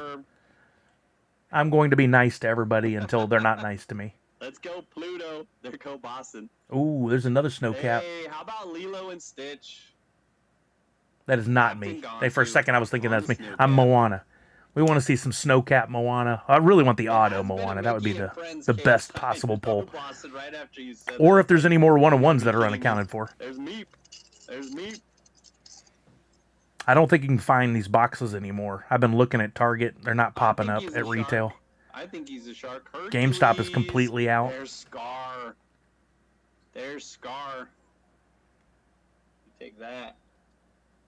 Nice hit for Lion King. Scar. I think this would actually be fun to do. But I don't want to sit for hours in the auction process. Hey, what's up, Pop and Stock? We were just singing your praises, man. I was showing everybody the website again and how cool that the new redemption tab is that shows you the value of things during when it was a card and then a coin and then a physical pop. And it is just, that is one of the coolest things ever. And I just don't think many people know about it. I put out a tweet about it last weekend, I think it was, to try and share. I just think it's so cool. And if we had had that tool and Drop was still going, it would be the ultimate, like, stop talking bad about it. Look at how cool it can perform. Look how well these NFTs can give you a return if you're willing to have fun and wait. It's not Flipper's Paradise. It is an invest and wait game, and I never was wrong about that for a second. Ooh, Syndrome. I love Syndrome as a character. Such a cool picture of him. I like that picture. Syndrome from Incredibles. Yeah, I mean, Pop and Stock has just made some amazing utilities and tools over the years. We were talking about, and he hinted at that he might do it. Oh, I just reported one earlier. Yeah, it's definitely helping. I don't know if you're still thinking about doing this, Pop and Stock, but post tomorrow's end of day, when we get into Monday, and they've burned everything in the mint.drop, and we're left with NFT templates that have a bunch that are still in drop wallets and simply inaccessible forever from there on out. It'd be really cool to have a utility that if we looked at an NFT would tell us how many are actually in the supply that might ever show up on Wax again. If you do something like that, I would absolutely tell everybody about it. And how about some Hercules? But I will never not sing Pop and Stock's praises on what he's done for the community through this whole process, this whole project. Between you and what was the website that we used to go to for the live auctions? It's been so long, I'm blanking. But it would automatically update with things that met certain filter requirements. Chain Champs. Between Pop and Stock and Chain Champs, I built so many royalty sets at really good low prices that made them even better investments for me. So fun. I love that hunt of trying to complete the sets, and I really have not experienced anything like that since I was a kid trying to complete my 88 top set and my 89 top set. And like, I just don't think people get how fun it could be. And if there are some other projects that ever come up, like what Funko did, like what Topps did, especially what Funko did, I think they did so much right. They did so much right. And honestly, just came down to bad people with bad attitudes and lack of training. That's it. That's it. So you think if I created a new Wham wallet, I could transfer all my NFTs? Yes. Oh my goodness. I mean, if you just need, Monster Pete, if you just need the 5 wax sent over to complete the creation of the wallet, I'm happy to help. I'm happy to help. It's just 5 wax. It's like 3 cents. It's no big deal. Genie from Aladdin. He got Genie earlier. I sit there on the Aladdin spot. As soon as the Mint.drop wallet inventory is burned, I'll recomplete all the new accessible supply, excluding .dp wallets, so we'll have the real numbers we're playing with. Ooh, that's going to be fun. That's going to be fun. We'll have to look at that on Friday's stream for sure. For sure. Now, if they've done the burn. I don't know when they're actually going to do the burn. Epic Mickey in the back. Yeah, Robin Williams was my guy. Dude, if Robin Williams, yeah, I can't wait to look at that. I think the biggest winner I saw in this was like a 10-minute search is Liquidator from Disney Afternoon. That one, there's going to be less than 300 of those. I don't know what Harry Potter's looking like, but that one is going to the Harry Potter Grail is probably going to be the single most expensive of all the Grails from here on out. Oh, that was something I was going to tell you guys about that I forgot.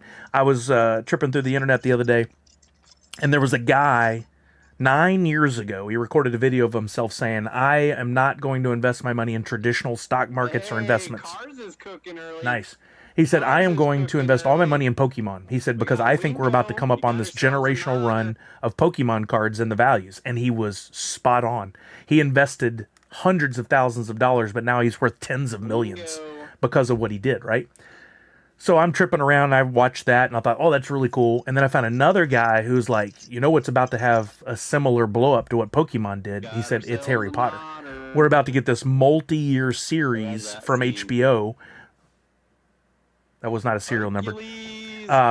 He said, we're about to get this multi-year series of Harry Potter, and it's going to get a whole new generation involved in the Harry Potter world, plus revive what was already there from existing fans, and you've got the theme parks. He goes, we're about to come up on if you can invest money in Harry Potter, that's where you invest it. The question, and I asked Brian this a couple weeks ago, I'm like, if you're a Harry Potter fan, or want to look at it as an investment, what do you put your money in? Of course, first thing that comes to mind are the books, series, the first printing of the books, probably going to be worth a ton of money. There we go. But these NFTs could be a sneaky little opportunity. I don't know, Boba James. I don't know. I think enough people want more Harry Potter. If they do a faithful recreation from the book, and there's enough of a difference where people can get into it, I think that, yes, Rare Individual, I think you have the best NFT out of the entire Funko line of drops. I think you have the NFT. Well, your opinion, Boba James. I don't want it to fail. I'm not even a Harry Potter fan. But I do think there is definitely, it's kind of like the Star Wars thing where people are high, like really extreme fans, and I don't want any new Star Wars. I want to only believe it the way I once believed it. But they're not young kids. Young kids get to make up their mind the way they want. So it really is going to boil down to, being on HBO is a trick, but it's going to boil down to the minds of the kids that are, old enough to watch it through their teens. As it's on for years, that's going to usher in new and new. Now, if no one likes it, no one likes it. And maybe you're right. But if those kids like it, that's all that matters. No cap on the snow cap. There is Aladdin on the manga. Honestly, I hope those kids enjoy it. But I hope those kids learn to love V-Friends more. I hope they learn to love V-Friends and the characters and the comics. And I think that's one of the still greatest potential opportunities coming up over the next 10 years is V-Friends. That's crazy. I like the new Harry Potter show coming out. Appears to be more school oriented. Well, it's certainly at first. They're going to have, what they're going to have is the benefit of telling Moana. a longer Lotto story, from Moana. more character development. You're going to be able to spend more time with those characters. Now, if Boba James is right and the casting's off and people don't like it, that's not going to matter. It's just more time with characters you don't care about. But if the characters, the kids that they've hired are good, if the Harry Potter kid is good, and the kids around them, that'll be awesome because you'll have more time. Oh, I love that. You'll have more time to get to know the characters. There'll be more involvement, more.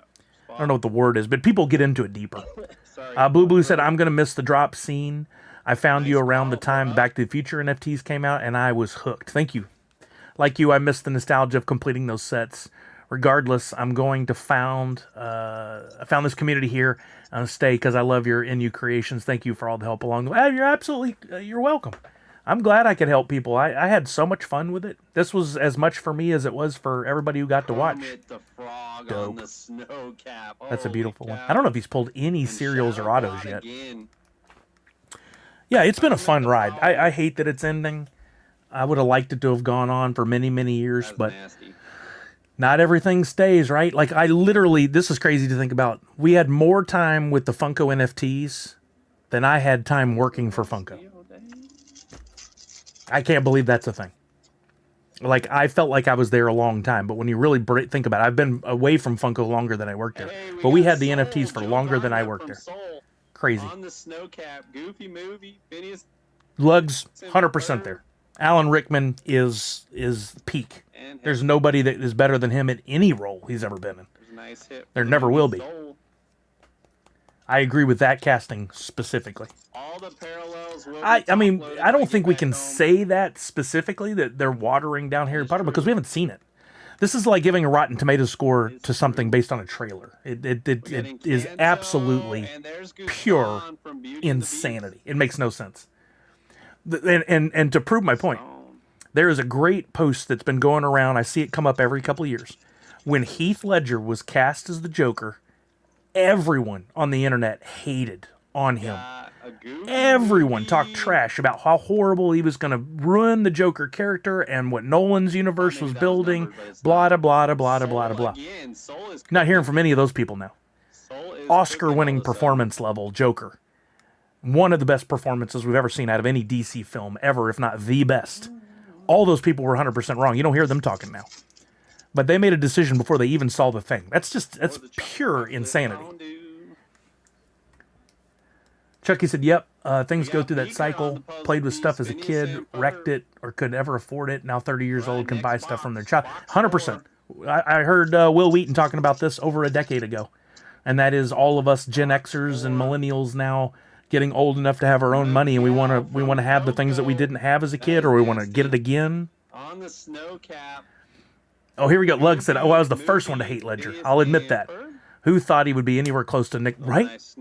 We don't know until we see the thing. And to make any kind of judgment on it beforehand, you can do what you want, for certain. But I don't do that. And I don't like listening to other people review films and stuff. I like to go see it for myself and make my own decision. Like, oh. Not numbered. Puzzle says, yes, thank you, Sully. Drop days were always so much fun. You were live streaming. I only missed one or two drops ever, because one was my wedding, and two was I was out of town for something, but I was there for every one of them across the way. Night Bodega says, do you think Drop or Funko could get upset if I have some of those coins made? Well, could they? Yes. The thing is, it depends on how you do it. And I'm not gonna sit here and give you the recipe and say go do this. I'm not supporting that.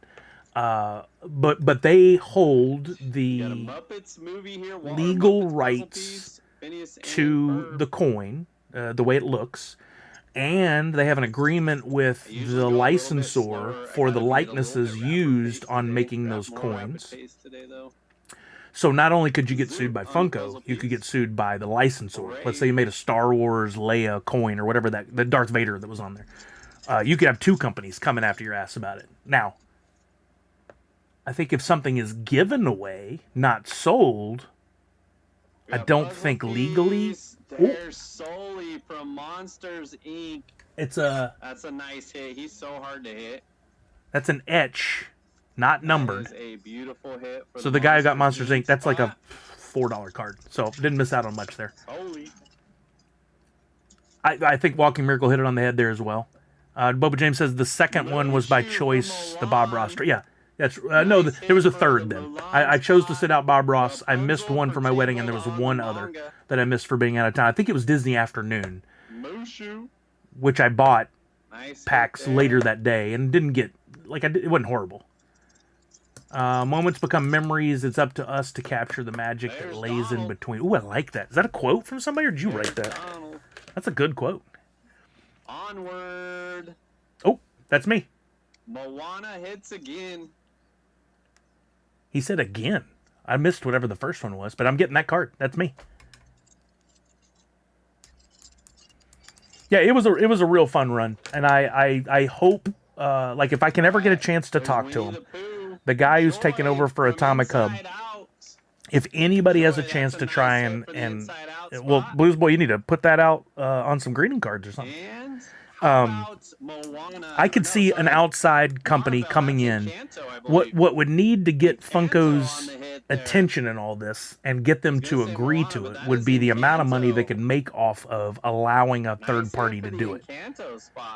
But I really think that he, with his connections, could go to Disney or any licensor. He could go to Funko.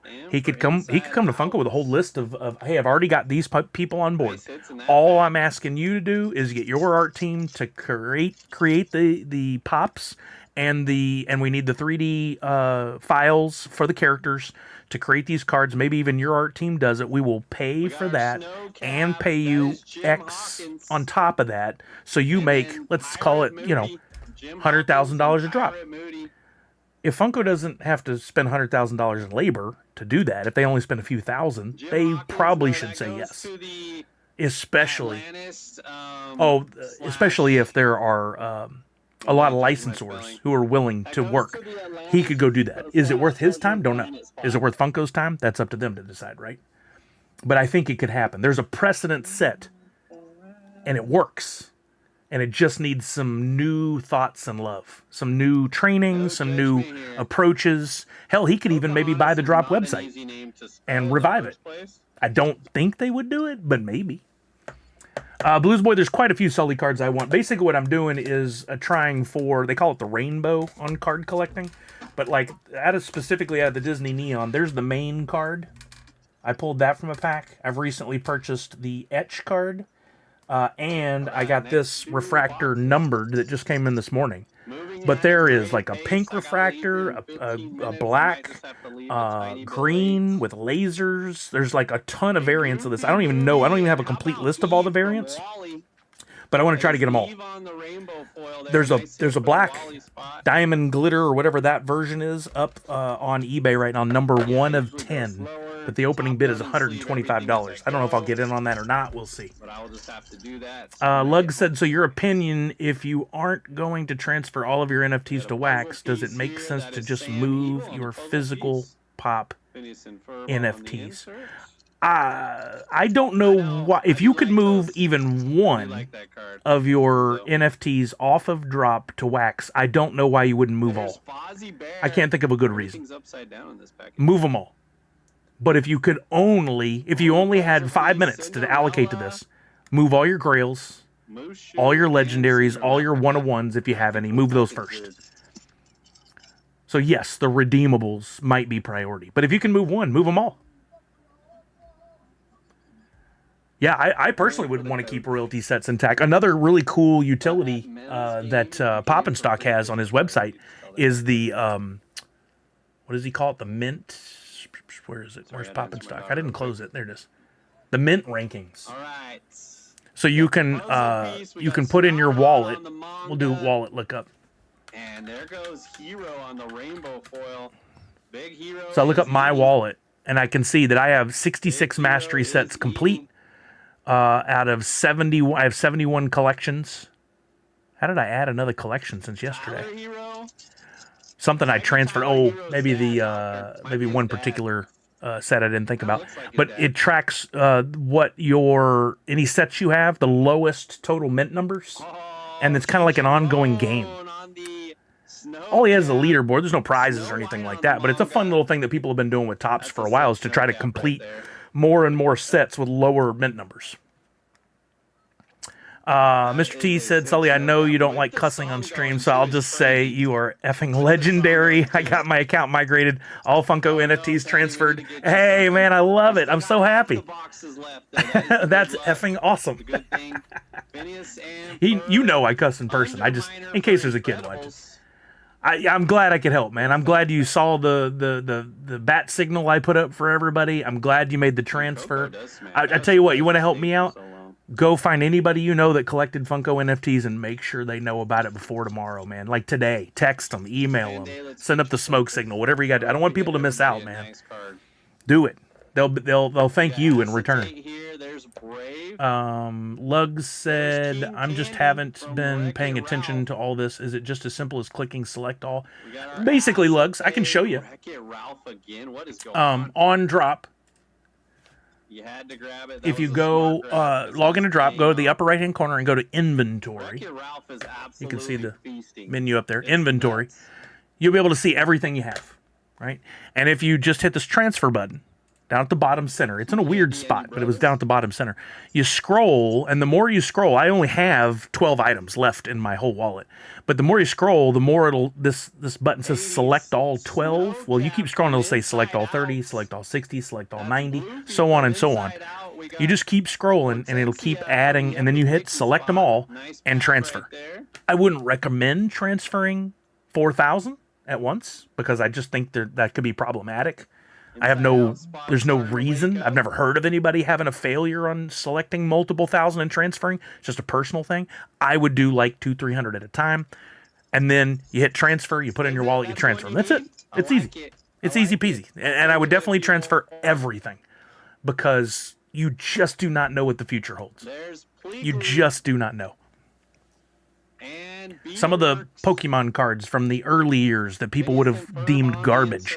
Some of the junk wax era sports cards from the 80s that I literally got rid of a bunch when I left Texas. Some of those now are coming around to be very valuable cards because the world has changed. Grading, what people are chasing, nostalgia, all changes over time. And so our commons that are commons now could be worth $100 a piece one day. Is it likely? I don't think so. Is it possible? Yes. Why not move them and keep them all? That is the only card you can hit from that set too. Let's see. There's Merlin. How and where are you storing your new card collection, says Manny. Right now, in my hand. No, I have for bulk cards, still figuring it out. For anything that has any value, I picked up these, trying them out, these boxes off of Amazon, and they're already assembled for the most part. They've got a handle on top, so you can actually carry these with you if you want. But inside, it's got dividers. These black things here are dividers that you can take in and out. And for anything that has any value, I'm top loading it and putting it. There goes the Elio spot. Penny sleeve top loader, and I'm putting it in here. I don't like binders because of the damage that I did to cards as a kid for binders. But for stuff that's penny sleeved and in top loaders, I've been looking at binders that you can put top loaded cards. That's me. And there goes Moana. I got another snow cap. Let's go. Moana spot again. Yeah, so that's how I'm keeping anything that has any value. For all the non-valued stuff, I'm still figuring it out. Yeah, these were. I think there was 2 of these for like 14-ish dollars. Let's see. I can look at my eBay or my Amazon listings. Definitely have not pulled $32 worth of cards yet, but he's still got a lot to go through. And if we could pull an auto or a serial numbered card for Moana, I'm golden. Let's see if I can bring up this. Oh, Wreck-It Ralph spot. Ooh, numbered. To 199. Whoever had Wreck-It Ralph is That scoring. goes to Wreck-It Ralph. Sour Bill. I'm looking. Where are these? To 199 on the color match. That is true. I haven't had them that color long. match. Wreck-It Ralph is feasting. I don't remember who got that spot, but holy cow, congrats. Have I? Great spot right now. Maybe I've had them longer than I thought. Hold on, I'll find them here in a second. Goofy movie, and there's Nala from Lion King. Yeah, Wreck-It Ralph and Cars. Oh, I forgot I even bought those. Let's see. Past. Just in all of 2026. What's up, big dog? I don't know what keyword to search for. I guess I could put in cards if I don't find it here in a second. Oh, here it is. On the puzzle piece, Phineas and Ferb on the insert. Yeah, here they are. So I got 2 of them. They're basically $10 a piece. I got 2 of them for $19.99. They might have been on sale when I first bought them. But each one... Animal. Beauty and the Beast. 8 dividers. Doesn't say how many cards it can hold because it's going to depend on the thickness. But in case anybody's interested, I will drop this in the chat. Get link. Copy link. Yeah, I think if you're collecting cards, I love the idea that you can just pick up on them quickly. Oh, they come with the little areas where you can name the stuff on the side of those dividers as well. I don't know if you... That's a lot of work, but if you wanted to do it, you certainly could. For the gargoyle spot. Nice hit there for bar. But I think those are pretty nice. And $10 isn't bad. You think about, like, every card in there has a value of $1 or more. That's at least, you could have $200-300 in one of those for $10. I think investing in protecting your collection is a smart move. I years ago, before I met, and this was Mr. T, I don't know if I've told you this story, before I ever met Sean, Display Geek, I had a group of friends that I convinced to have a weekly meeting. I was like, let's get a business going together. And they're like, what business? Like, that's entirely the point. I was like, I think you could pull together a group of people with different skill sets. Somebody who's a good writer, someone who's a good video editor, someone who is a good salesperson, somebody who's good on screen, et cetera, et cetera. And we had that group. Everybody had different skills. I said, and we just spitball ideas. Oh my goodness. We figure out a concept. We put it on Kickstarter. And if it works, it works. If it doesn't, we move on to the next thing. And the idea that I pitched first to the team was, I think this was probably in 2014. The idea I pitched to the team was, hey, the Funko Pop community is blowing up. And right now, the only person making protectors is Fugitive Toys, unless you want to buy these really cheap, crappy ones out of China. I was like, but there needs to be more of that. There needs to be higher-end products, which stackers didn't exist at that point. There needs to be boxes to carry multiple at once. Like, I had this whole thing outlined, and they basically vetoed it and said, nah, that's not a good enough idea. If that hadn't vetoed me, I could have been Display Geek. Or who knows, maybe he was coming up with it at the same time, and we would have been direct competitors and never been friends. So I'd rather have the friend. Cookout started. I love it. He got Wreck-It Ralph. Dude, your brother knows what he's doing. Yeah, Wreck-It Ralph is cooking. Manny says, it's better than a shoebox because of the carrying handle. I still have my shoebox with baseball cards. Well, it may be time to go through those and update. Nadu said, any idea on what Display Geek's latest post on Instagram is? Oh, has he got some sort of puzzle? Oh, that's right. I remember seeing something. What is this? I should have known that was Shrimpy. I should have known that was Shrimpy. Because that spot has been feasting. Well... we got a pack. It's not this. There we go. You're not talking about that, are you? Was it a story, maybe? Freaking hate stories. So stupid that it disappears. There's this. Maybe that's what you're talking about. I don't know. Holy cow. First pack off the rip. It's Minnie Mouse. Ooh, that's a nice Minnie. The acetate neon. Typical trolling by Sean. Yeah, he does a bit of that. Oh, there's a nice Monsters Inc. On the rainbow foil. That is a I've always wondered why people don't wear gloves when ripping packs. Fingerprints and or oil from their skin. Yeah, it looks a little odd on screen. It throws some people off, but I actually have some. I was going to try to get some sports card or card rip stuff going on, but it's just so much work. And if you're not doing it daily or at least every other day, like, you cannot build an audience. You've got to be consistently with it. So I have stuff over here that's sitting unopened that I haven't opened that I should. But for right now, it's fun to look at and go, one day. Ooh, that's a fun Goofy. On the snow cap. I like that one. How about Mickey Mouse right behind it? I love those cards. They're, for some reason, not very valuable, but they're super thick. They're beautiful art on the cards. They're so fun. Oh, Walking Mirror, I don't know. I don't know. I want to finish this rip he's doing, and then I might play my Video Star game for a little bit. I wanted to be on for a while for anybody that might come by with drop stuff. Give people at least a chance. I mean, there's like nobody other than a couple that are taking advantage, but there'll be a lot of people come Monday and later who will be like, man, I should have done that. Mickey, Donald, and Daisy go to their spots. Yeah. There's 3 epic. See, I didn't think that was all that odd, Chucky. I thought that made sense. Like, he's an artist from the world of working in inks and stuff that he could smear, pencils and inks. And then when you go to the iPad, I use the iPad a lot for Procreate, and I constantly fight because the side of my hand hits the screen and switches me from the pen to the delete, erase, or zooms me in or out. You're supposed to wear some kind of glove when you're using the iPad, and the ones they make are really goofy looking, so I never liked it. But for him, it made sense, I thought. Nice hits for Mickey Mouse so far. Yeah, Walking Miracle. Unfortunately, Kelly's not feeling well. She's laid up in bed. She was going to have to work today, but right now she's laid up in bed, and she's just going to be watching series, napping and stuff, so figured I'd jump in and just leave it open-ended and stream as long as I stream. Tough one to hit with, and there he is. I know, I love that photo.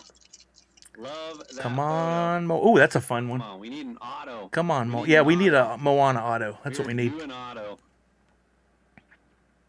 There is Mufasa. Nice Lion King. There is Mufasa. I will. I'll tell her. Blue said, "Are you going to open your unopened drop?" But yeah, I still have a few. I definitely need to do that. Good reminder. Where is it? Good reminder. Let me refresh. That is a tough puzzle piece to hit. I still didn't move these that I should have moved. There's Kermit. Let's move these. I hit the least amount of Kermit out of all the puzzle pieces. Transfer to... This is how you should transfer. Always do this. Go copy your wallet. Don't type it in. You're just begging for trouble. Paste it. Jungle Book. Paste it.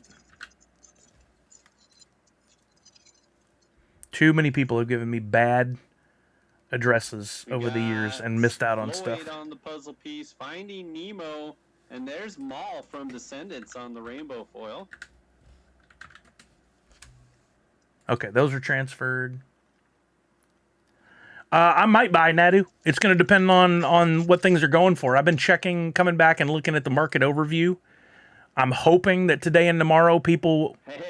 Oh, I forgot to go to packs. I was like, if somebody's selling a pack for a penny, I'll open it no matter what it is. I've been looking at these just to see, like, if Thundercats drops low again, if there's still some one-of-ones, I might buy. I still have $21 to spend before end of day tomorrow, or I need to at least transfer it to my Coinbase. I'd rather just spend it, I think, ultimately would be better. Oh, for you? Let's open another Thundercat. Let's do it the fantastic... No, wait, hold on. I don't think so. What did I decide on this? Let's do Nickelodeon research. Goofy movie. There goes Toy Story, finally.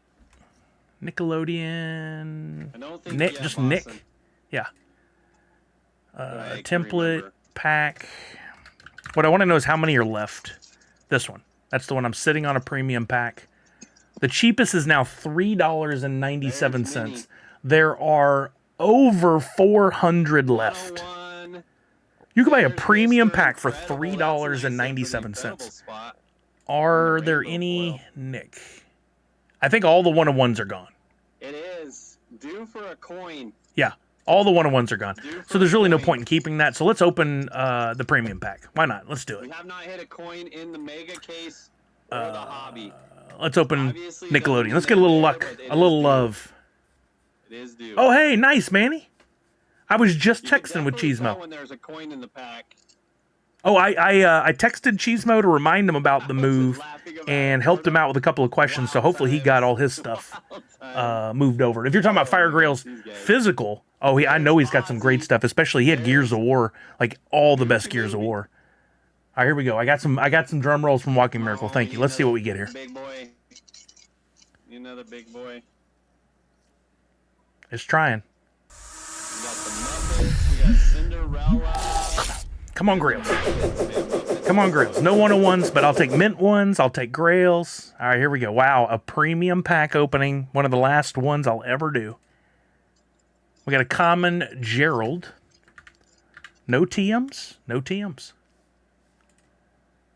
Hey, Epic Reptar, 681. my son's game after this. Hey, there's Little Mermaid. Common Ember McLean, There's 2166. Manga for cars.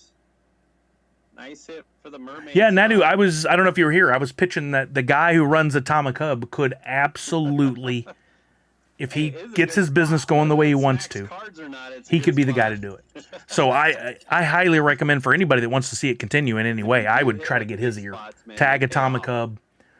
Go into any conversations he's a part of, any lives, any whatever, and let's get that idea in his ear, because he said I got Moana another etch. Oh my goodness, there goes that's my third etch.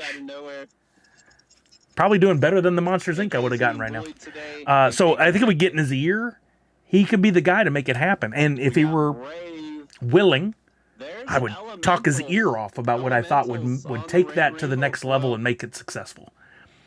I think it's very, very possible. Elsa again. Frozen has 2. Nice. Yeah, absolutely, Manny. I would love that. Cheesemo's just one of the best people ever. I love him so much. Uncommon Donnie, 1075. Rare Banana Arnold, 321. That's a fun number, 321. Wait, what'd you say? DuckTales and Inside Epic Out. Danny Phantom, Inside Out's 1966. actually done okay. That's a beautiful card. DuckTales has not done great today. Such fun art. There's Common Danny Max Phantom, again 966. on the snow cap, and Donald Duck is feasting now too. Nice, Mike Zig. There's a Very nasty nice. You should one see for where the you stand in Donald the Duck spot. Mint Challenge on Nice Pop and hit Stock's for website. I Donald. bet with those kind of mint numbers, you might have some really nice sets. Uncommon Yeah, that goes Filbert, to Donald. number That goes 1065. to Donald. I don't remember who got Donald. but Common congrats. Nigel, That's number a nice hit. 2162. Big Hero low-key's had a lot of hits. Uncommon Nigel, 3059. For a small I haven't spot. pulled a single Tell you, legendary, just go into breaks and clean up all the Grail, small or spots. other high-end card Oh boy, there in goes Boost. what I've opened like 10, Goofy 15 movie. packs in the last couple days. Phineas I'm due. and Ferb. Uncommon Rocco, 1960. Common Banana Don't Arnold, forget, too, we Arnold still got that 341. hobby box. We still got that Common hobby box Icus, after 2 more 1534. Vegas. Uncommon Zim with Mini Moose, 2950. That was a smart move. You've And been doing Gerald, well with those 4013. small Man, I spots. have had zero luck. Coco. I have had How zero about luck. Peter Pan, Mr. Smee on the rainbow foil. That goes to the Peter Pan spot. We'll open another one in a bit. Let's see if we can turn this around. Yeah, Nadu, I think there's a real possibility. The guy I really want to talk to him, but the guy that's running Atomic Hub, I don't know if you heard me talking about it before. Don't worry, Enzo. If you The short version is he's bought it, he rebuilt it. He wants to build new tools and go out and sell the platform to companies that want to build on it. In other words, what Wax did originally was go out Gem box. We're gonna do it last. and he That's sold the gem box. to What did he predict to get in that Tops, box? and he I sold to forget. Garbage Pail Kids under the Something same from umbrella, Monsters, and he Inc., right? sold to Hot Wheels, and he sold to Funko, and he got them on board. Not him, but the person who ran Wax before. One pack. Now it's up to him if he wants to try to build this business to do the same thing again. He's got to go out and he's got a proof of concept and show these other companies that might be interested in coming on board. And he did focus on gaming, he said. He thinks gaming is where it's at, and I totally agree with him. Could he go to a gaming company that's making a mobile game and find some tie-in with NFTs that would work for them? I think there's some policies around mobile and NFTs that make it tough. But could he go to a gaming company like Grand Theft Auto and convince them that having an integration with NFTs is in their best interest, and they could have a whole secondary market where they make a ton of money? If he can do that, and he can get even a couple of successes under his belt, he could bring Wax back. And the more people he brings to Wax, the more likely our Funko NFTs on Wax would have value. Beautiful hit for Inside For Out every right project he brings in, he raises the tide for all the projects that are either active or defunct on the blockchain.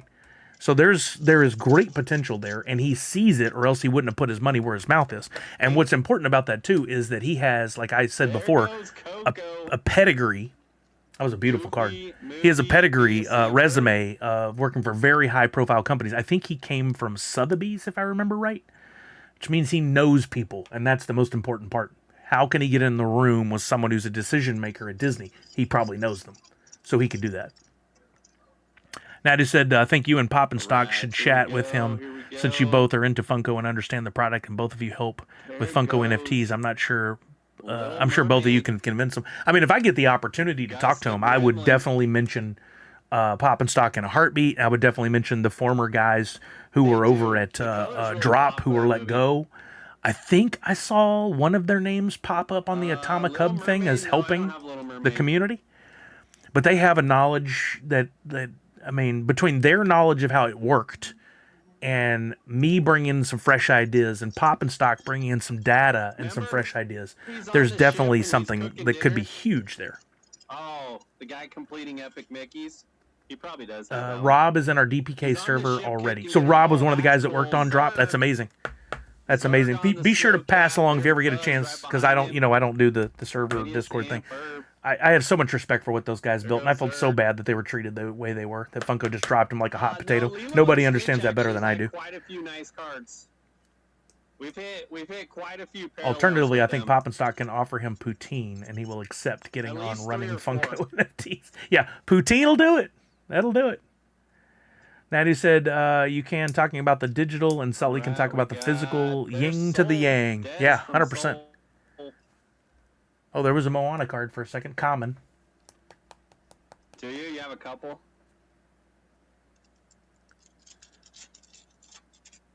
Come on, man. Pull some fire. Can you imagine if he brought some of the Drop team on board for Atomic Hub to run the Funko NFT? That would probably click. It 100% would. The question is, could he make it financially viable for Funko to even consider it? And could he get the licensors to agree? You're talking about, it's like making Wreck-It Ralph. Or what's another one that had a ton of licenses? Like, even Marvel. They swore, Stan Lee was like, they'll never get Spider-Man in the MCU, and they finally did it because of the legal ramifications, the legal requirements to get all parties on board and sign off. He's got a bigger fight. Funko could go directly to Marvel and Disney and all these different licensors, and they already had the relationship. He's got to have two relationships and get them all to agree, and that ain't easy. He would more likely launch other products, new products, but I think he'd be missing out because there's an established, proven track record. And thanks to Pop and Stock's tool, the best visual representation we've ever had of what people could expect if they were to actually take the chance on buying the NFT packs and opening them, what that could look like in 6 months to a year to 2 years down the road. Now, Funko's also, again, not talking smack. I'm a stockholder. I want it to perform well. But Funko's been on the decline, unfortunately. Beauty and the Beast. And there's Milo, Treasure Planet. Treasure Planet. I think they did turn around stock-wise. I think they had a really good quarter last quarter. It was still a loss, but it was better than it had been. Let's see. I haven't looked in a while. Because it's honestly heartbreaking to see how low the stock's gotten. Hey, Splash from Zootopia. That card is so All right, the stock's back up to 568. That's really good. It was down to 3-something, 2-something. So it's doing better, which means Funko financially is doing better and the outlook is good, or else people would not be buying the stock.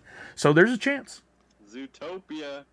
That's going to Big Dog Jeff. I mean, you can really look at a stock and get an idea for how the industry, the investors, see them in the future. If it's green by that much, that's good. That's a really good indication. What's the chart look like? I mean, this looks really good for Funko.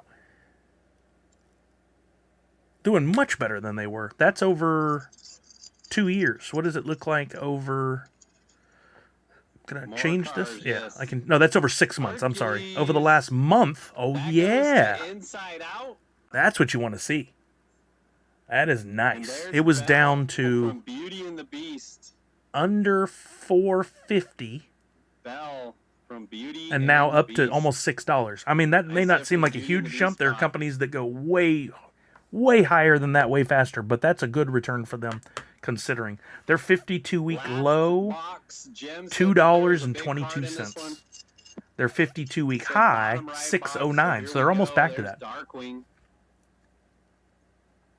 The stock is surprisingly in an era led by tech and AI. 100%. Everything's about the AI and hardware for the AI. Another etch for Moana. That's my fourth one. Yeah, Blues Boy, I don't 100% agree. Mostly agree. There's definitely some of the hardcore, like your Tristan's, Top Pops, Sidekick Inc., Wasatch. They're still going strong, collecting and connecting with fans. I've met the social media folks a couple times, most recently at New York Comic Con, and at least Anuche, the lady I met, she was super sweet. And I think What's up, Texas boy? How you doing, brother? I think they're like trying. They're trying really hard, and they're doing some good stuff. But the problem is the bandwidth and the money that they have to do anything with. Right? You're probably not going to see them doing anything like what we did at our time because the company's just in a different place. And there's Ben. They're not going to create a whole lot of original content. There's not going to be a podcast. They're not going to be doing panels at the conventions because they don't have someone to facilitate that, or at least they won't let them. You know? Lug said, okay, I literally moved my whole inventory just now. Thanks so much. I just messaged a few new friends to let... Yeah! A few friends to let them know it was that easy. Beautiful. Good job, Lugs. Done your part to help. I appreciate that. Yeah, I would hate to get that text from somebody next week who's like, Sully, why didn't you tell me, man? I lost everything. I think I've messaged just about everybody I can think of. Peter Pan and so glad I got Cheesemo. Helped him out. Sounds like Manny would have helped him anyway, but that's good. That's good we got that taken care of. Flynn Rider for Tangled. I want to know what Poppin' Craze. Last pack.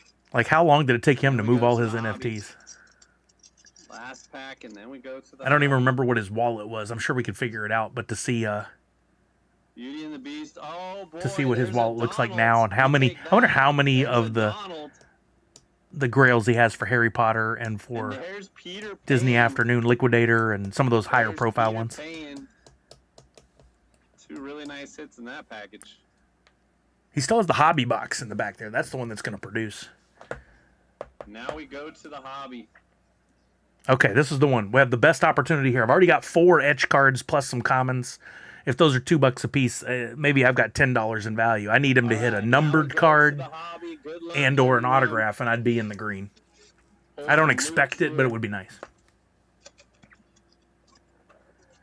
Yeah, Nadu, I mean, I can't talk about a lot. I can't talk on behalf of the company, but as someone who's watching the social media channels, I mean, things are clicking along. There's been some great releases lately.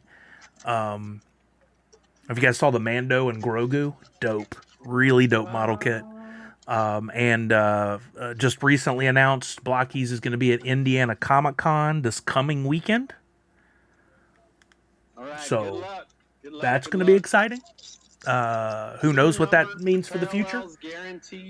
If you were watching, there's a voice artist. What is the guy's name? It is John Bailey, who does the voice of Jeff the Shark. He was on the Funko panel at SDCC last year with Nathan Fillion and Alan Tudyk and a couple of others. He has announced on his channels that he's going to be at BotCon doing something with Blockies.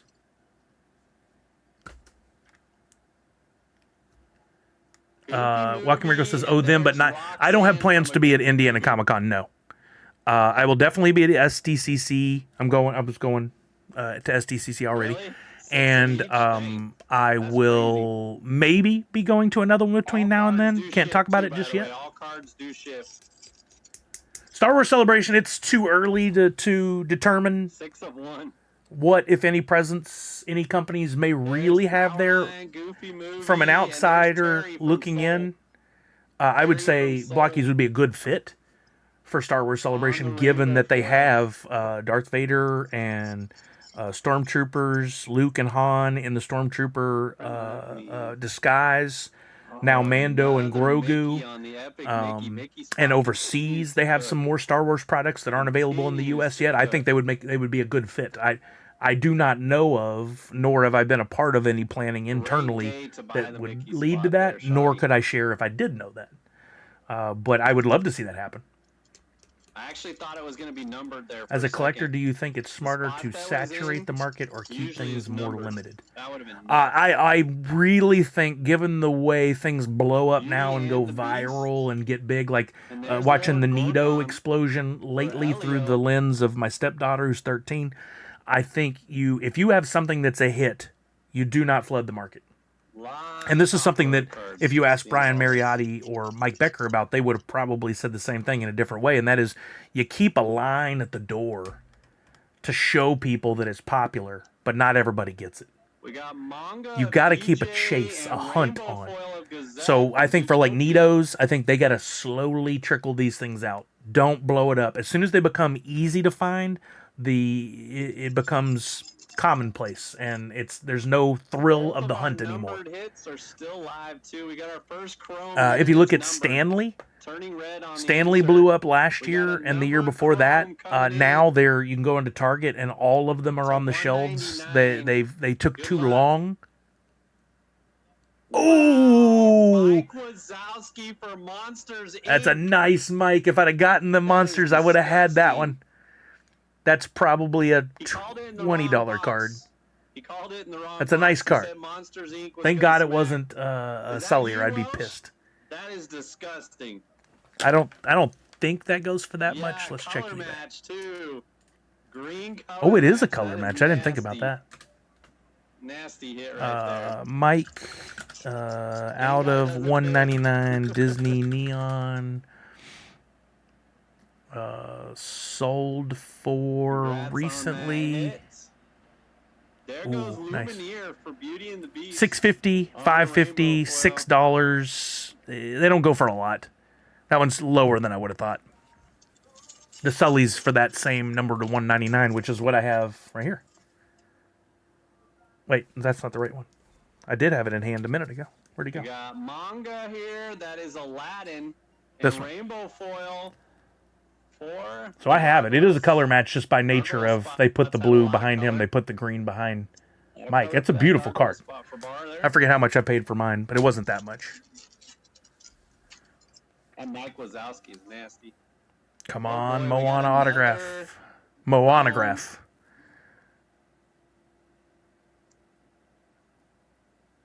What is that character? Darkwing. That's from Darkwing Duck. Steve Mushu for Milan. On the chrome. I have yet to These see chrome cards anybody are pull so a versus card out. There's some really rare ones that are sketch. I've never seen anybody pull a sketch. There's some So beautiful nice. cards in this Disney Neon. Unfortunately, I can't find boxes of them anymore. I think it's run its course. You'd only find them at a premium in secondary sales now. Yeah, that's Eddie Murphy. Yep. That's Eddie Come Murphy. on, Moanograph. There's Pluto. There's Clarabelle. I'm looking over here, but I could just be There's looking right here. Balloony and Bruce. Oh, he's down to just a few packs. If I've never seen anybody, I've seen them on sale, but I've never seen anybody pull a John Goodman autographed Sully either. But those go for thousands. I would love to have one. That'd be such a cool thing to We got have. another chrome. But thousands of Cards are dollars. Flying out. We love to see it. There's Bambi. If he pulls one out of here, I'm gonna absolutely rage quit this whole thing. Because I was one. That's Maleficent. We've hit some nice. Oh, that's a chrome nice cards one. Today. I was one freaking That goes to spin Sleeping slot Beauty. away.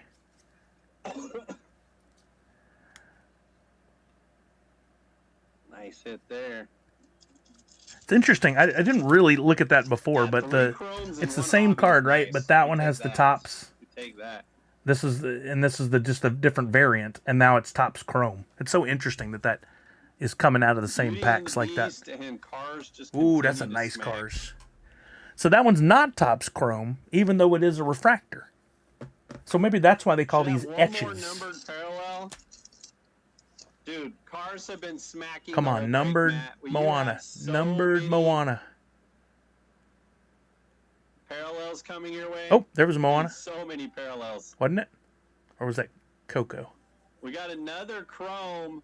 Ooh, Chicken Little. that's a nice one. I think that's you, Gengar. Not numbered. Yeah, so many cards for Cars. Nice hit on the Chicken Little. How many packs he got left? At least 4. Has anybody else opened up any of these? Any desire to, or is it just me because of the Sully thing? Mulan, you hit this nasty Mushu. If anybody finds them at Target, they're like $24.99 or $29.99 a box. And I think I would love to crack some more, but my Target doesn't have them. There's Minnie. I haven't seen many Targets get them lately. Lion King, and there's Agent P again. Nice. There's Agent P again.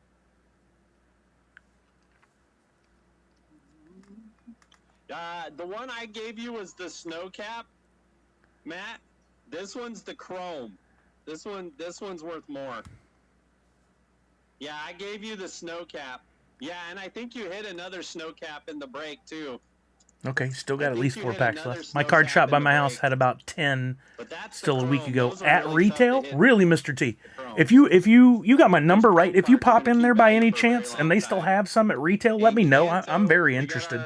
I'd be happy to, if you're willing to help me, send you some money. I would love to get a hobby box. I don't know what I think retail on those like $149, but I'd love to crack a hobby box. If they just have blasters, which is the $24.99 or $29.99, I would definitely try a couple of those as well. But I just can't find them anymore. I have not gone into my local hobby shop. Maybe I should do that later this afternoon. There is a place in town here. Manga, Snow White, and there's Russell. Hey, if you can, Mr. T, I sure would appreciate it, man. That'd be awesome. Don't go out of your way, but if it works out, very cool. I have a $75 gift card for GameStop that I kind of forgot about until recently. And I kept looking on GameStop's website, and they had them on the website, but they every time you go in there, it says none in a local GameStop and none available for delivery. So they're essentially out, but they still have it listed on the website, which is frustrating. I forgot who you had. Did you have Aladdin? Oh, is that what we're calling him? Game Scalp? I don't really have a problem with GameStop. I don't buy used games, nor do I sell. So I totally get that vibe from people who are selling to them and getting, what they consider robbed. It's supply and demand. I would myself, if I were going to sell a game or whatever, I would do it directly on like eBay or something myself. For cards, I don't know what they're charging for cards compared to like your local hobby shop, so I don't have any comparison. You probably know better than I do. I've bought a couple pops from GameStop over the last. And it goes to the Coco spot, Ernesto nice. De La Cruz. They charge market. Okay, I mean, can't call them Game Scalp on that then, can you? Coco spot just smacked a to 199 of Ernesto. Mr. T, I for the Disney Topps Chrome, yes. Sports Topps Chrome, unlikely. If I were going to buy anything right now, I'd buy Bowman for baseball. We end with a dusty pack. Oh, man. No signed Moana. But I did get 4 etched cards. That's pretty cool. Normally, I would do a recap. But he's in a hurry. That was cool. I enjoy watching these. I think that's a lot of fun. I mean, I got in for, after my $11 is pulled out, I'm in for $21 on 4 etched cards. I mean, I didn't lose much. And I have a pretty fun Disney neon collection going. What happens when I close this? Does that window just go away? It does. How nice. What's that window? Oh, it's pulling from, oh, don't show that. It's pulling from a different window now. The Disney parks are pretty cool. I didn't get any of those. When we went to Disney not that long ago, I was really hoping to pick up some there because they had the autograph cards for the characters. In fact, I've been meaning to look that up again. Disney Parks Sully card. I was going to see if they ever, I didn't even know if they did make a Sully. Whoa, somebody sold a whole bunch. If they made a Sully auto card. I had not seen one. Oh, that's a new one. I hadn't seen that. It doesn't look like they did. Oh, I've never seen that one before. Card Fun Pixar Sully GP Hollow. That is a fun looking card. I don't typically buy anything that's not like Topps brand. Ooh, that's got a Japanese writing on the back. I don't know anything about that set. But those auto cards were really fun, and I saw Tristan Top Pop's got one autographed recently of a character. I didn't know if they ever made a Sully one, though. This I want. This is cool. It's Sully and Randall Boggs, the Versus card. It only did 99. That one sold for $65. There's some others that have popped up. I have a fun watch list going right now of some that are going to end this weekend that I'm considering. This is the most beautiful card. I want this. Look at that, the green neon. That one ends Monday at 6:25. If I can, and it's number 99 of 99. Hey, Manny. All right, go enjoy it, Manny. Have a good one. Thank you for coming by. I appreciate you, brother. Have a great, great weekend. Rest of your weekend. That's just a beautiful card. I really want that. I'm willing to bid that up slightly. This is a fun one, and it's a Gem Mint 10. I think this is from the Topps Chrome set that dropped maybe during NYCC, where everybody was going nuts over those boxes. I'm willing to get in on the bidding for that. It ends tomorrow night. I mean, $15 to $20 for the grading alone. Here is a refractor, Topps Chrome refractor of the ones from.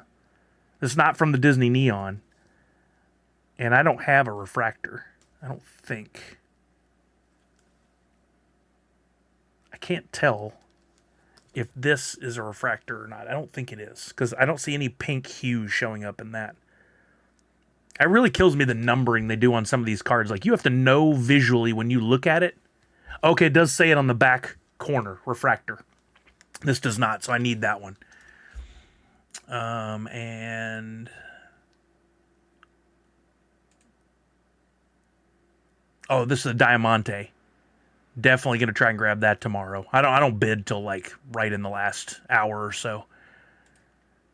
And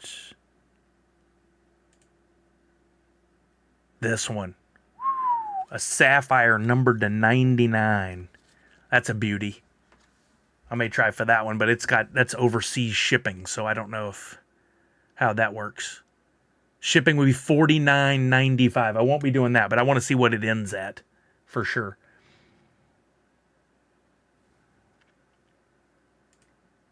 All right, let's see. I still have. Let's do it. I need to just finish these off. Let's get a little music in here now that the guy's done talking. I need to go ahead and do it. I need to see if Power Rangers has any value in the packs. I don't think there is, or were there any one-of-ones left? What's PPG.Funko? That isn't Power Rangers, is it? Powerpuff Girls, duh. Man, a rare, that'd be awesome. Let's see, standard, is that what I'm looking at? It's a premium. It's the first premium. Templates, pack.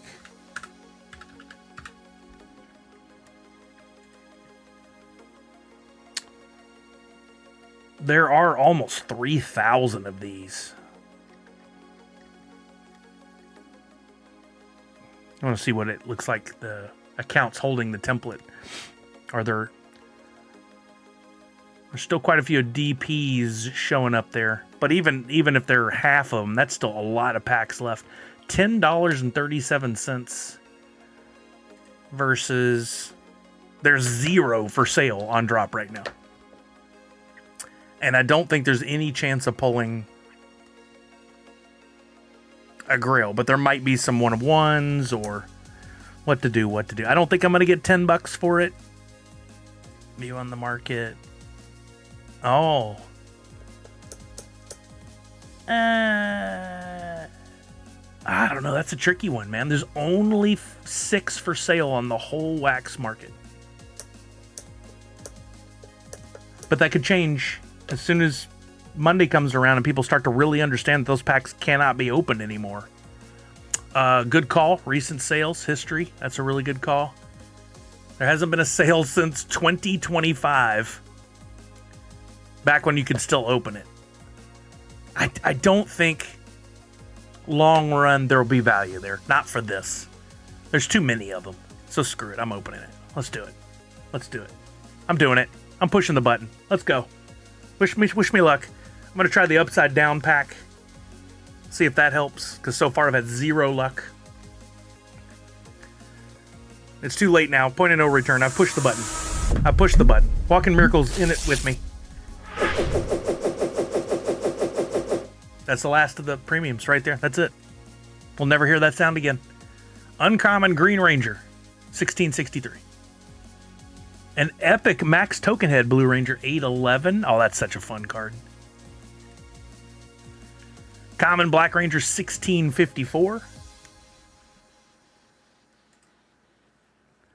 Common Pumpkin Wrapper, 127. Common Pink Ranger, 3083. Uncommon Red Ranger, 530. Common Billy Unmasked, 4687.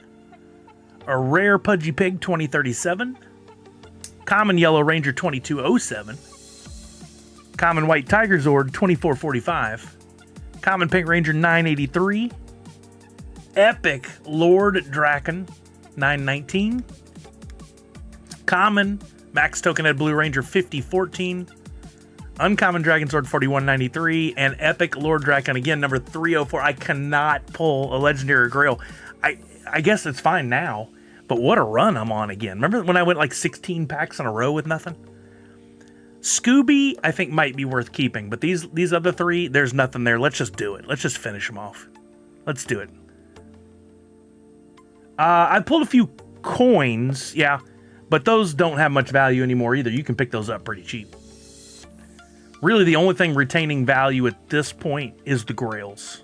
Some of those are worth a bit, especially Harry Potter. All right, fantastic plastic. Best we could do on this is like a low mint number anyway.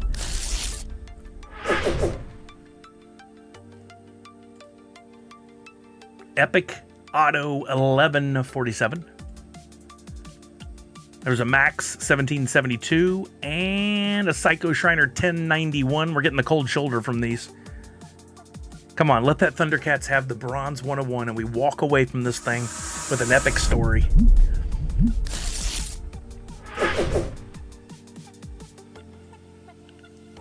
Rare El Diablo 1703. Max Token Head 1551. And a Psycho Shriner 5001. It's all leading up to this. It's all leading up to this one right here. This is the Thundercats with the Bronze 101. Our last pack opening. And we walk away winner. We throw the match behind us and walk away from the explosion.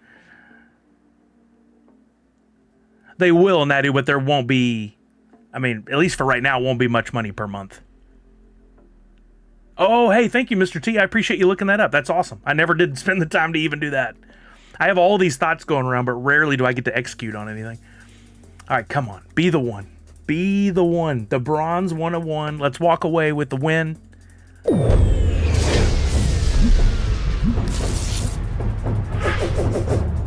Five cards. Our last five. It wasn't in the first slot. Slide 694. Common Wily Cat 5415. Common Lino 3332. Common Pumira TM 5856. And the last card we may ever see from a pack is a Common Mumra number 135. A nice low mint number. No 101s. That bronze may be sitting there. Really, Mr. T? Man, I probably would if I had more funds. It's a dangerous, slippery slope. I think this Scooby, I'm going to leave up for sale, and then tomorrow, if nobody's purchased it, I'm going to, because it's the only one available for purchase. I'm going to change that to $99. Now, the question is still, I have 21 bucks. What do I want to spend that on? I still need to purchase something. Or get that money transferred, which I totally could. Honestly, I keep saying it. Let's see what the inventory, the market looks like for the Harry Potter. I haven't looked again since I bought mine for 20 bucks. Let's see where it's sitting.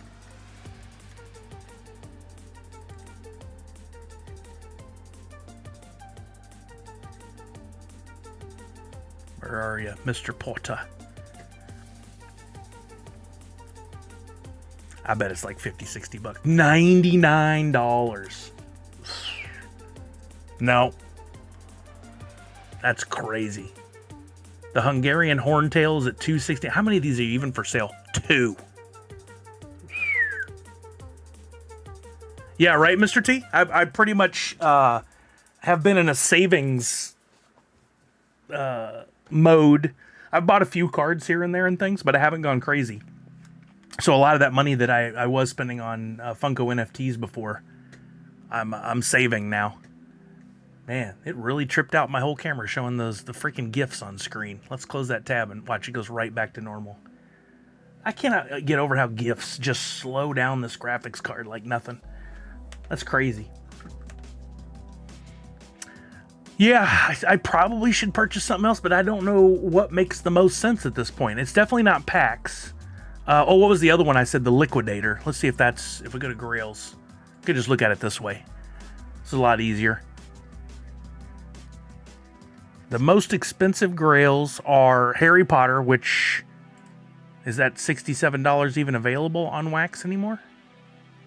Yeah, that's where you could get it for 67 is on wax. Transformers Optimus Prime. Oh, did I ever get... I think I finally got the Leonardo. Let's see. If I go this way, it should tell me if I have one. I think I bought the Leonardo.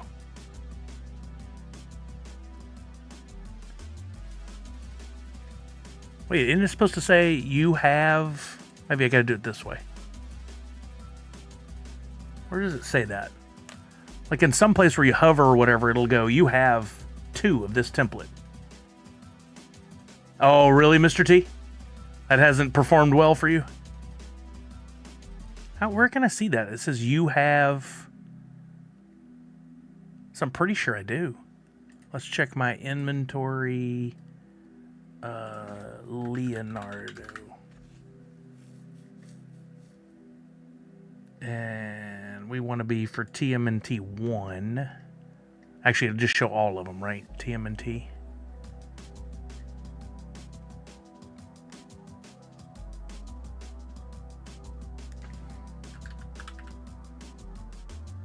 $677 total. And there's a lot of Leonardos, so I still got to use another rarity Grail. There's a lot to figure out if I have a card or not. I do. I have that one. And, oh, I never got the other Grail from TMNT 2. That I need.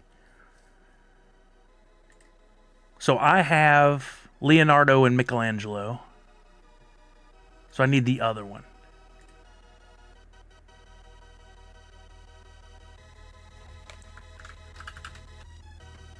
I need Raphael and Donatello. It is only $4.95 on drop. I think that's a smart move. I definitely need that one.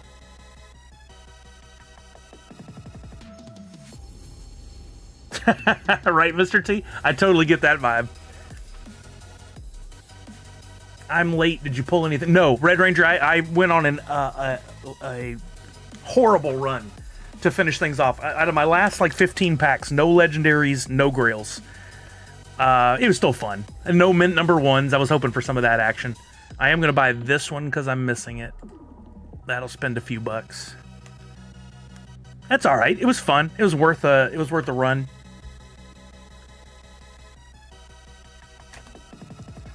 Some good material for stream. We had some good times.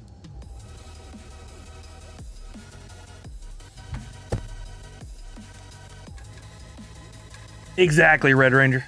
Exactly right.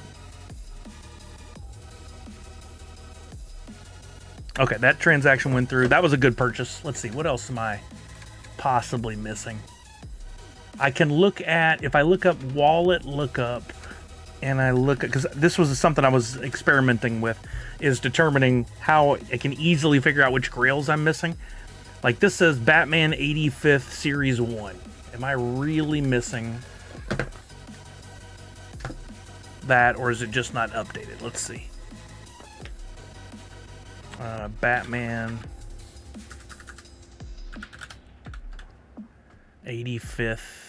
I need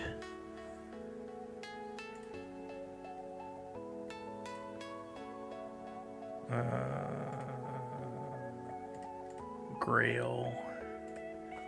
Is it when you hover over them here? I swear, did they take that away? There was an area that used to say you have X number of this template.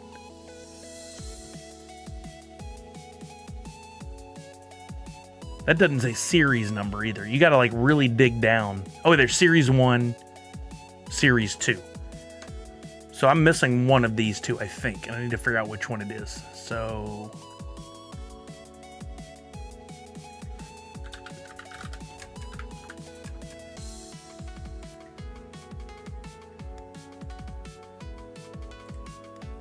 Okay, I have the Joker. So it looks like I'm missing Alfred. Let's confirm that. What's the best way to confirm that?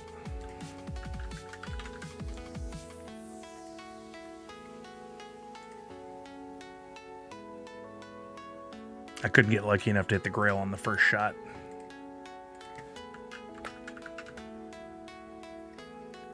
That's it. I'm missing that one. None on the market right now on wax. So let's use search Alfred. Whoops, not safe. Uh-oh.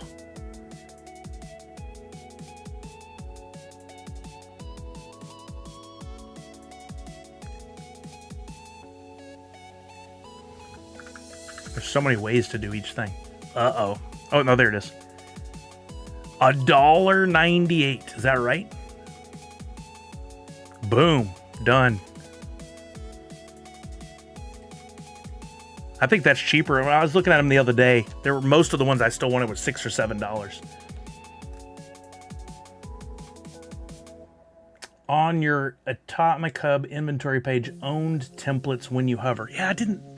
I guess it's got to be only in my inventory, which...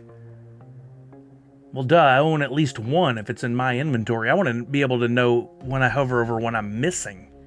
But I guess if it doesn't say it's in your inventory, I don't know. It doesn't make as much sense as it should. Did I buy this? No. Because I didn't scan the... Or did I just buy a second one? I think I just bought a second one. That's all right. Yep, that's okay. They were cheap. Couldn't remember if I bought it or not. So we'll transfer all those over in a minute. Let's see what else we got. Watch, I'm going to end up needing $2 to finish something I really needed. Let's go back to wallet lookup. In the market page, you can also see. I swear when I just hovered, though, it was telling me nothing.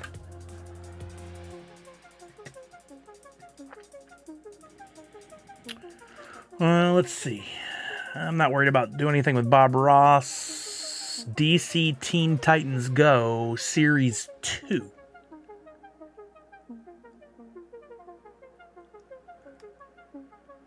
So I want to go to Grail.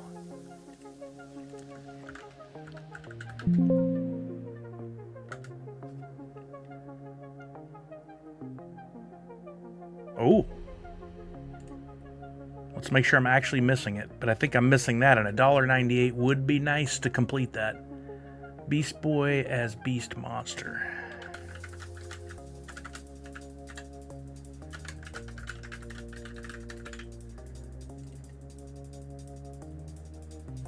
That so rarely works to bring up the right one. It's that one. It has like purple around the outside. I really am making this the most difficult possible way to do this stuff. Close all these extra windows. I've confused myself. I want to know if I have Beast Boy as Beast Monster. I got so lost in the thought process.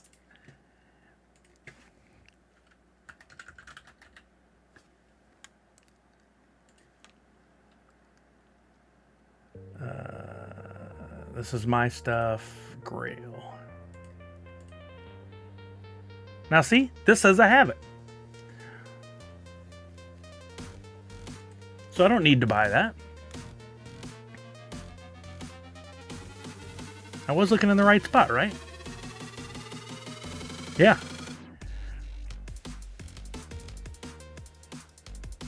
Owner. It says it right there, yeah. So why is it... That's interesting. Pop and stock. Why is it said on the... Because I've owned this for a while now. Is it? I guess it's possible I'm missing another card that's not the Grail. for Series 2. It says I don't have a mastery set. So what I need to do then is go here, here, sets, Series 2, and see if I'm missing anything. I have 2 complete. The only thing it could be is a legendary or a grail. I have all the legendaries. I have the grail, but it doesn't qualify me. It doesn't think I own a mastery set. On Atomico Marketplace. Oh yeah, you said that. So that one I'm concerned. Like that, I want to be 100%. I wonder why that's not working right. Dungeons and Dragons Series 2.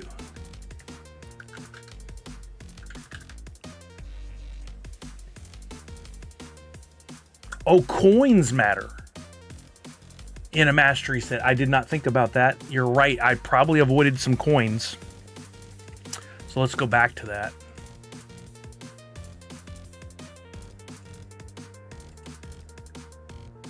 Got the coin. Let's check it all. It says I have 4 coins. Oh, Series 1. I need Series 2. That's what it is. It's the coin. Good call. Thank you for the help. Let's go to Market Coins. Or is it Series? Series. And let's look up Titan. Teen Titan, that's Series 1. Series 2, 32 cents. I could buy it on drop for 32 cents. Or Atomica for 37 cents. Probably might as well use the funds I have left on. Good call. Totally didn't even remember that there were some missing coins still. So if I'm on here for coins, I can't... It doesn't see my wallet, so I can't say, show me ones I'm missing. I can't do that. There's not really a quick way to do that. But this is still super helpful, this being able to look up my wallet and...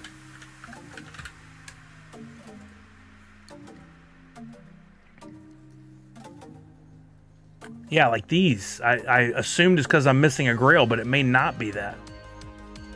I got to go into each one and look so I can try to complete these. Funkoween Series 1. What could I possibly be missing from Funkoween Series 1?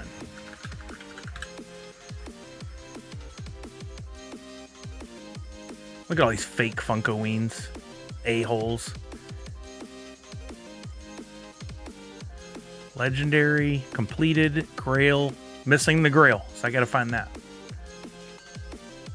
Got the coin. So it's this grail. Freddy Funko as zombie.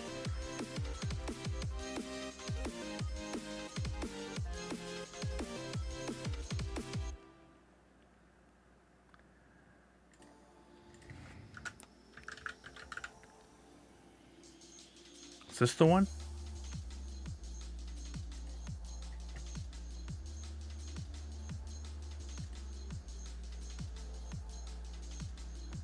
Seven 56283.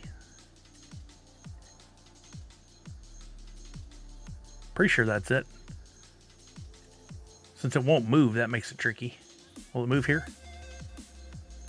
Yeah, that's the right one. Yep, 390 ain't bad. I'm down to... Is that 802? I am going to regret buying that extra Alfred. Would it be easier to look at Funko sets on Atomic Hub to see what you're missing? I'm jumping back and forth. Yeah, absolutely. I'm using that the sets there as well. I'm jumping around a lot right now. Down to 802.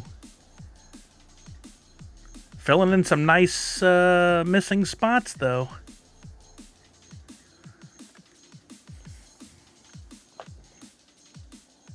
I'm gonna wait till that spins. I'm gonna go ahead and move them because I don't want to take the chance of forgetting something. God, the just the functionality of this site. It would be it's so easy to be able to go into. I love the view of the collection tracker and seeing everything. Like, I don't think there's any kind of set anything for these drop stickers on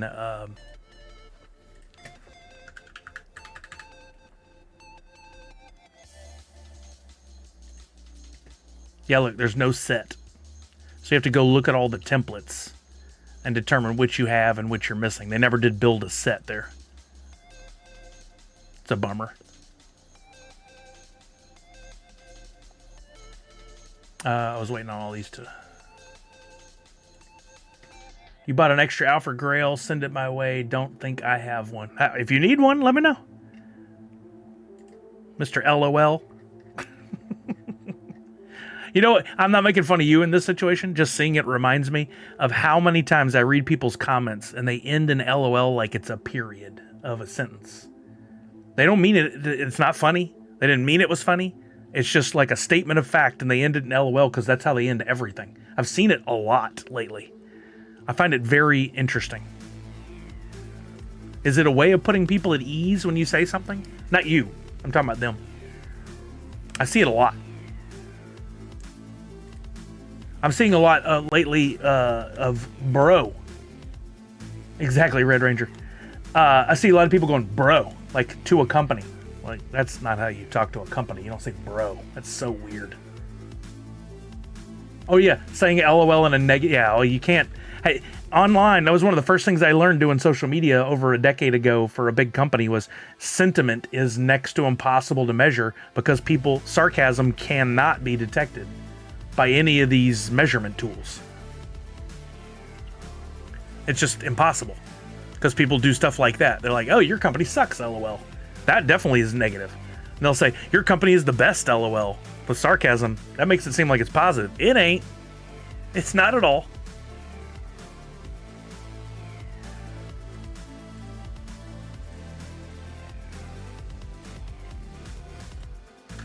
I keep opening up more windows and I'm confusing myself. It's a menacing laugh. Oh, there's JK. Oh, yeah.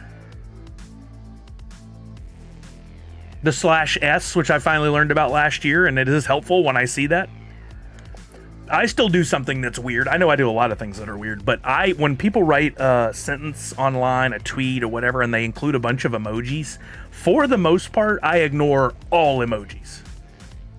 I'll use them, but I don't read them. I like somehow just skip over the emojis. So if you're trying to relay a thought with the emojis, I'm not going to get it. I'm only going to get the words that go with it. I don't know why I have a block there. It's very strange. I don't know why my brain does that, but it does. I'll go back and read something and go, I totally ignored those emojis a second ago. They were trying to tell me something. I try to understand when I'm being ridiculous. I don't always.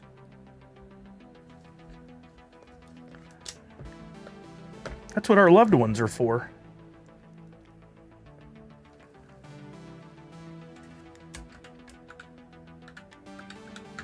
But I think the sign of a decent human being, a real human being, somebody who's trying to better themselves in life, is somebody who can just go, oh yeah, you're right, my bad. Sometimes I can do it, and sometimes I'm like, get defensive. And I'm like, wait a minute, why are you being defensive? Just immediately go, you know what, you're right, my bad. Text chat has changed so much how we communicate, and now it's completely accepted as the new norm. Yeah. I know my high school English teachers are dying. Oh, yeah. They literally died from this a long time ago. End your sentences from now on with sweaty and see what those LOL, bro, JK, etc. people think. I will, sweaty. That's hilarious. Oh, well, Poppin' Stock, if you're still here, and how often does these lookup tools and results refresh? Like if I go in and make changes right now, like I just did to say Batman 85th, how long before that refreshes? Is it like once an hour? Once every couple of hours? I was confused before clearly that I was missing coins, so that's probably throwing off how I'm reading this. But I would make a change and go like, why is that not updating? And I remember before you can only make so many call outs. within X amount of time before you got to like pay more. So I don't know if he's here or not anymore, but hopefully he has an answer. I would like to know that. I saw a shirt that said, if we switch to cursive and stick shift, we can stump an entire generation. It's like speaking in code. That's right. I did not realize that was a thing until when I first started at Funko. Hillary told me that with the Fantastic line, or what was it called? What was the plush? They had a Deadpool, a Spider-Man. Was it? No, it wasn't Fantastic Plastic. That's different. What was that called, that line? Funko Fantastic? No, what was it? I can't remember now. Funko Plush. Wow, I used to be able to rattle that stuff off no problem. It's been a while. They were in really cool boxes. Deadpool was, I think, one of the only ones I ever got. But it was in cursive. Here it is. Fabrications. This. Hillary told me that she was at a convention and a kid came up to her and was like, "What's this say?" And she's like, "What do you mean?" And she's like, he's like, "This word here, I can't read it." She was like, "Oh, cursive. I didn't even think of that." But a kid couldn't read. I guess like the B looks like a weird L, right? Well, what does it even look like? It looks like an E to a kid who doesn't know cursive, probably. What's an R even look like? An N? An A looks like an A T, an I, an O, an O. That makes sense, but there's a few letters in there that don't. That's something else I learned, Nadu, talking to Macy a few years ago. She wasn't even really familiar with how a map on her phone worked. Now she gets it. But that was like a new concept to her, and I'm sure you're right. Like, they make them draw physical maps of like regions and stuff in school and color them in, but like if you had to go plot the distance from A to B on this physical piece of paper, find your way there. I don't know if they've had that kind of education. I mean, I'm sure the generations before us laughed like they don't even know how to change their own oil. Like most of us. Mr. T does. But does he? No, he probably has somebody do it for him. I don't know. Some people just like doing that stuff. Personally, I don't. I don't want to learn. I don't care. It's not something I ever want to do. Take away a kid's cell phone and hand them an analog watch out in the forest. Good luck. Yep, probably. I mean, to be fair, do the same with me. I know the sun rises in the east and sets in the west. I could use that. I don't think I could pinpoint the North Star. Best I could do is pick a direction, walk in it, and tag some stuff so I don't walk in circles and try to pinpoint the sun rise or set. I'd be kind of lost too. Wow, Chucky, that's crazy. That's crazy. Yeah, how do we get around? I realized as I become an adult, and this has come up before, that we had different methods back in the day. When I was in Houston growing up and I first started driving, which would have been around 1992, there were, of course, the big paper maps that you would open up in the car, but my dad, for a living, drove around to houses to work on people's houses, and a lot of times to new neighborhoods, which made it really difficult because they weren't on maps yet. He had the thing called a key map, which apparently was not a thing in all areas, but it was a book, and it was each page was a map laid out in a grid. And so you would be up in the top of it, and you'd follow it, and it would go off the side of the page, and it would say continued on. And so then you'd have to flip through the book to the other, and you'd pick up on that page, and you'd go. And if you went out the top, it would go continued on. You have to go to that page. It was like a choose your own adventure book, but it was in 8.5 by 11s in a binder. And he had to see. I've heard of Thomas Map Book, but I don't know if that's similar.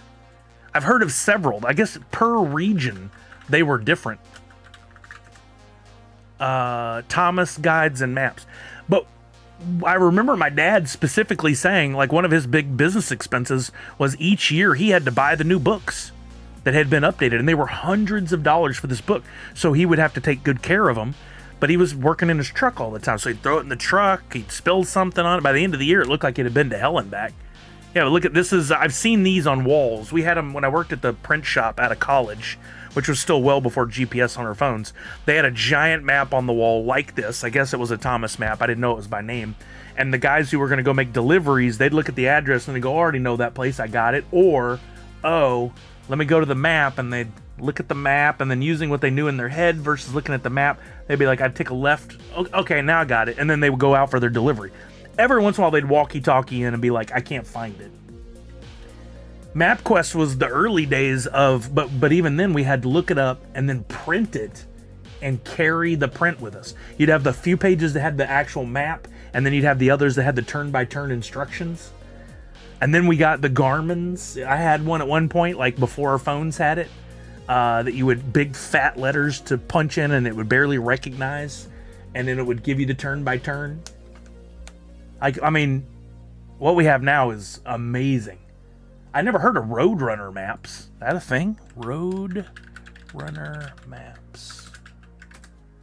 That's one I've never heard of. That doesn't seem to be the same kind of thing as an old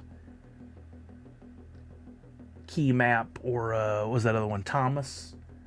Very interesting. Yeah, like that is a dead technology now for the most part, but would be coming real handy if there was, like, you know, a big magnetic pulse or whatever. What do they call those? Electromagnetic pulse. What was that? There was that show that was based on a giant electromagnetic pulse that took out like the whole country, and we had to revert back to some of the simpler tech. But yeah, like even I barely know this stuff. Imagine kids today have had no reason to ever learn it. Can't remember what year the Jetsons was set in. Don't think we are close to what was happening. No, we are not. Not yet. It's set in the future, but I don't know what the year was. All right, let's see. What else might I be missing? Did I already finish this Dungeons & Dragons series too? I can't remember. I think I looked at this. Was this the coin I was missing?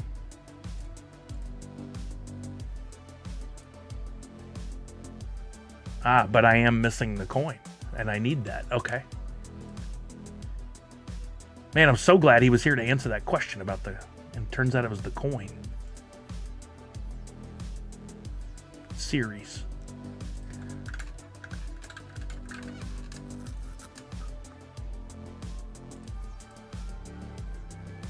$0.50 on what? It's 45 on Drop. It's come down since the last update. And then on Atomic Hub. Yeah, right, Chucky? I mean, I'm not lucky enough to have a car that can do that yet, but I'm looking forward to that day. Honestly. I used to dream back in the day of like, how cool would it be if I just got in my car and it went to where I wanted to go and I could read a book or play a video game or whatever.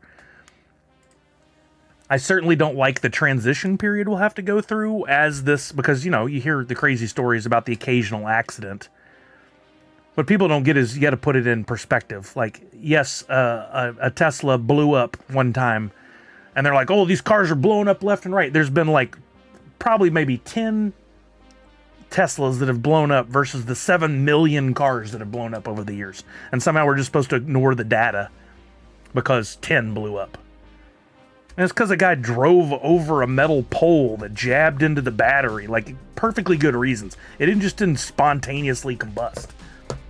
Like, all logic goes out the window. Did you ever hear the theory that the Jetsons and Flintstones were set at the same time? As the Jetsons was high in the sky and Flintstones on the ground. Oh no, that's crazy. I'd never heard that one before. I remember when the GPS came out, I had a Mio, and it wanted me to turn in the middle of one of the NYC bridges. Oh yeah. Oh, is that episode of The Office? Dude, I just noticed this. Look at this coin. It's semi-translucent in the middle. Look at when it turns here. You can see the front of the coin through the back. That is amazing. I never noticed that before. So much amazing artwork went into this stuff. It's just totally wasted on 99.9% of the people who don't. They're just like, I only want the physical pop. I don't care about all this. That's beautiful. What amazing art. That might be my favorite coin now. That is so freaking cool. Did I actually buy this? I did. We serviced those Waymos. They're absolutely crazy. Really. I don't trust much of the car automatic tech yet because the only test is in perfect conditions. Well, I don't know if I fully would say that. I think they test a lot, but they can't test everything for sure. Yeah, I mean, the transition is going to always be the toughest part of like everything I fall down these rabbit holes all the time now when I'm watching content. I did it again this morning while I was making breakfast of like where AI is taking us and where we could go with it in best case scenario.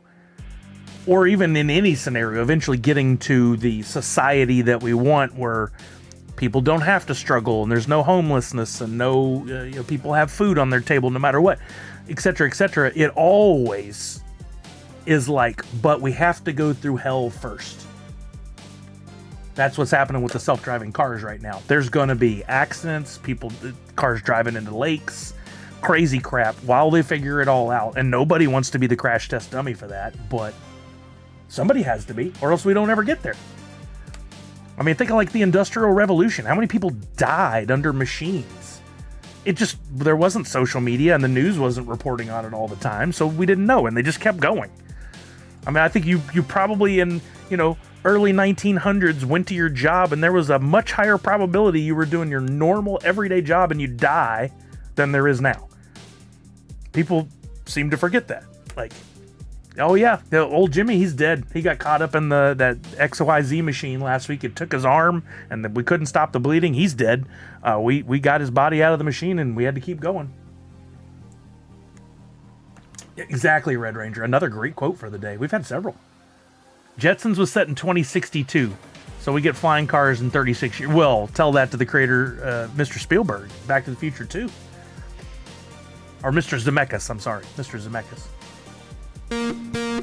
Professor Josh Prime, 18 months. What's up, Professor Josh? Welcome. We've opened the last of the packs. We've talked through it all. We've looked at the data. We're having a little fun now as I try to complete 100% all the mastery sets, every single NFT, and I'm getting closer by the minute.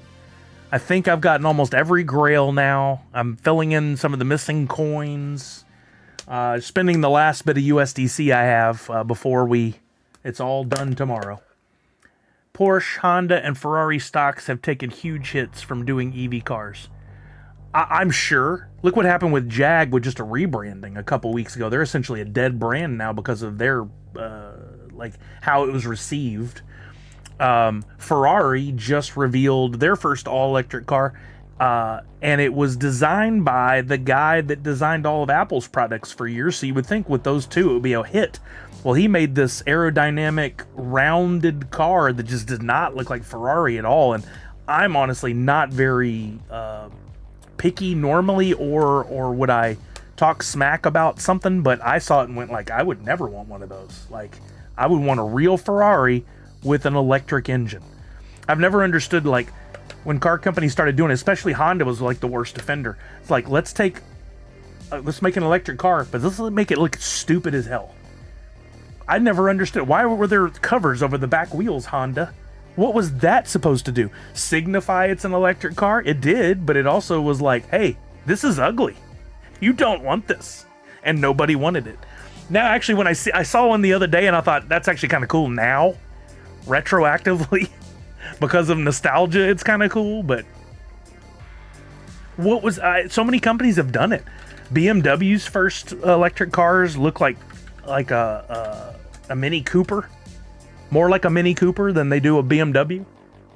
We literally dropped our Jaguar brand, and Dan don't sell them. And yeah, they destroyed. And I'm not passing judgment on the branding or what they've done. I'm just saying the results were the brand was destroyed because they brought in a new company to handle their brand and imaging and marketing. And what was for many years a luxury brand that most people aspired to own was done.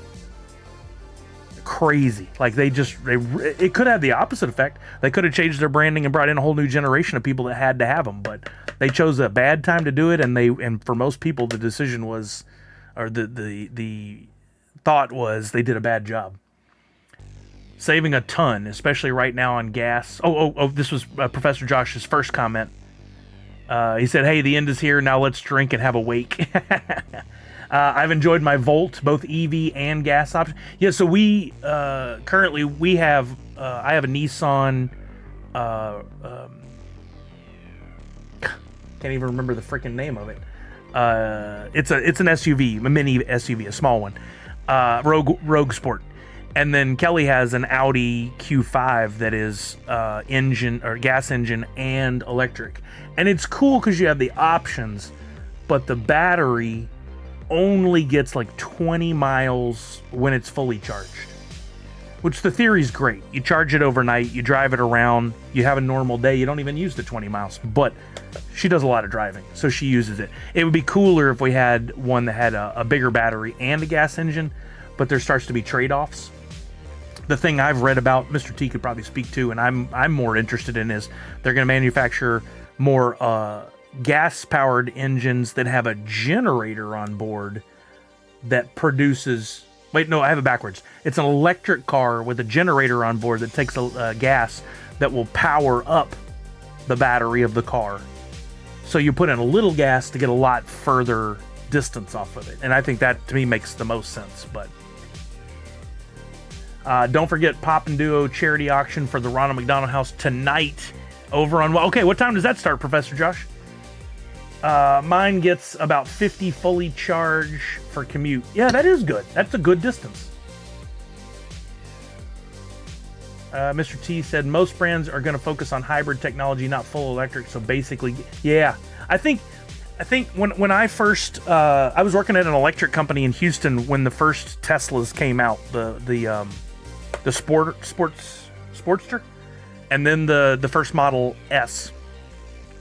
And I actually went to a party at the opening of a Tesla dealership within the Galleria Mall in Houston, and it was like an evening thing with drinks and hors d'oeuvres and stuff.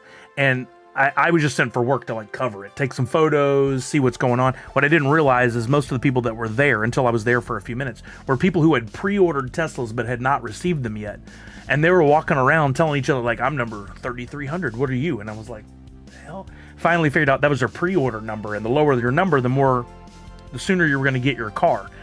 What it turned into that evening was a really interesting case study of how people perceived the future of electric cars and how they would use them in their daily life.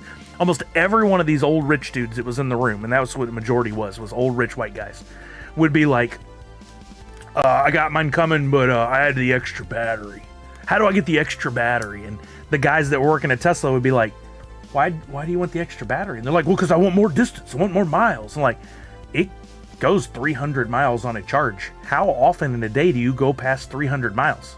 And they'd be like, I need the bigger battery. I need the more battery. They thought they just want more, not thinking about the balance of, like, you don't want to add more batteries because it adds more weight. You get less miles per charge or whatever, however that's measured. People just, their brains were not ready for it. I think we probably needed, and like, Toyota and Chevy with the Volt, they got it more in the, like, okay, people need a transition. They know a gas engine. Let's introduce a battery. And it really should have been more like gas engine, battery, and then over time, battery, gas engine. But they really didn't think about the long-term play. Luckily, and some of you may disagree, but luckily Elon was like, I'm just leaning into it, and eventually I'll convince people to go my way, and they did. It could have backfired horribly, though, because, again, education. Problem is, fully EV infrastructure is still not there. That boggles my mind. Yeah, I don't get why we don't have corner stores that are all electric charging. It actually seems like it makes more sense for people with electric cars to pop into like a gas station environment, plug it in, and go inside where you do a little shopping. At least the company I work for, when we were putting those in, we were putting them at Walgreens and grocery stores, and that makes perfect sense. You're going to be there 20-30 minutes most likely anyway.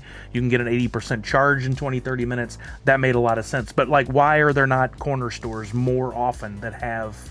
Buc-ee's has electric car charging. in the same parking lots with their gas. They have plenty of pumps or units. Pro tip, Sully, moss grows on the north side of the trees in the northern hemisphere. I will never remember that, but it's great.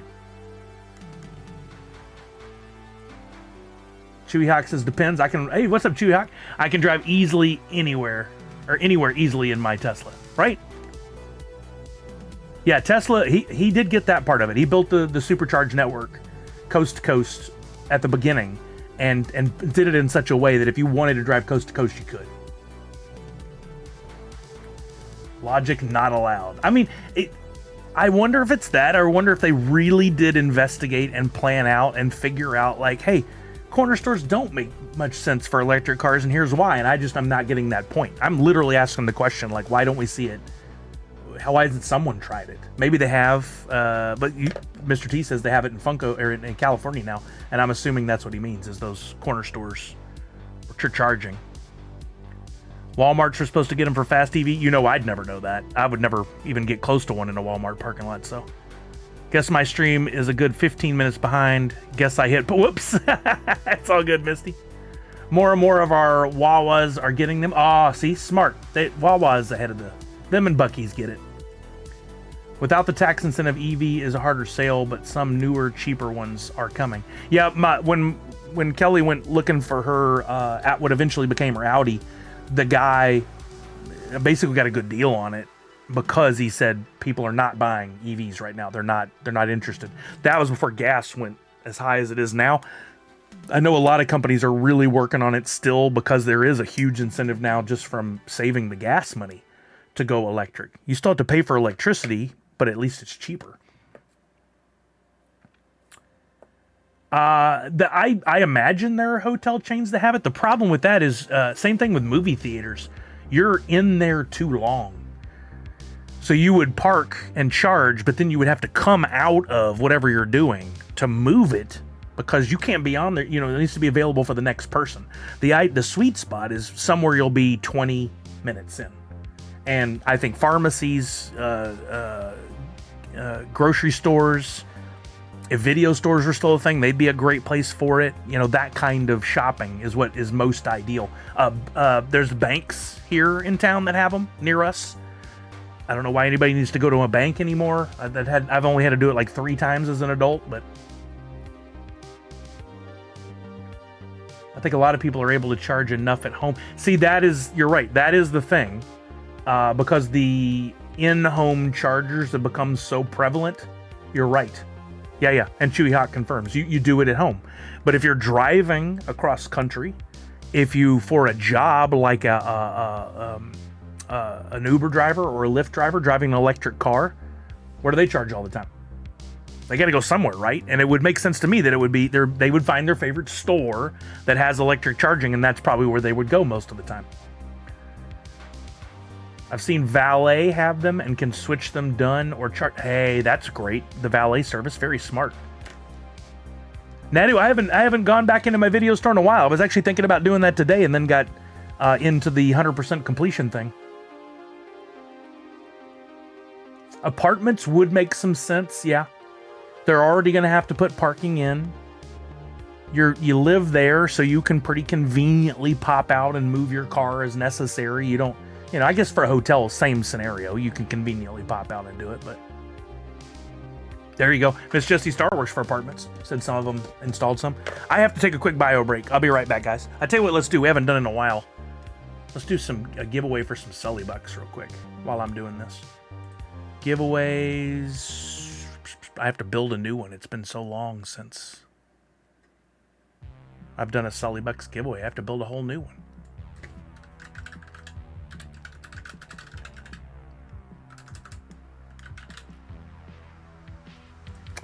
3 winners, 100 Sully Bucks each, minimum. We'll play the little bonus game that we haven't done in forever. 0 cost to enter, 1 ticket per person, starting now. There you guys enter, and I'll be right back, and we'll pick the winner after a couple minutes.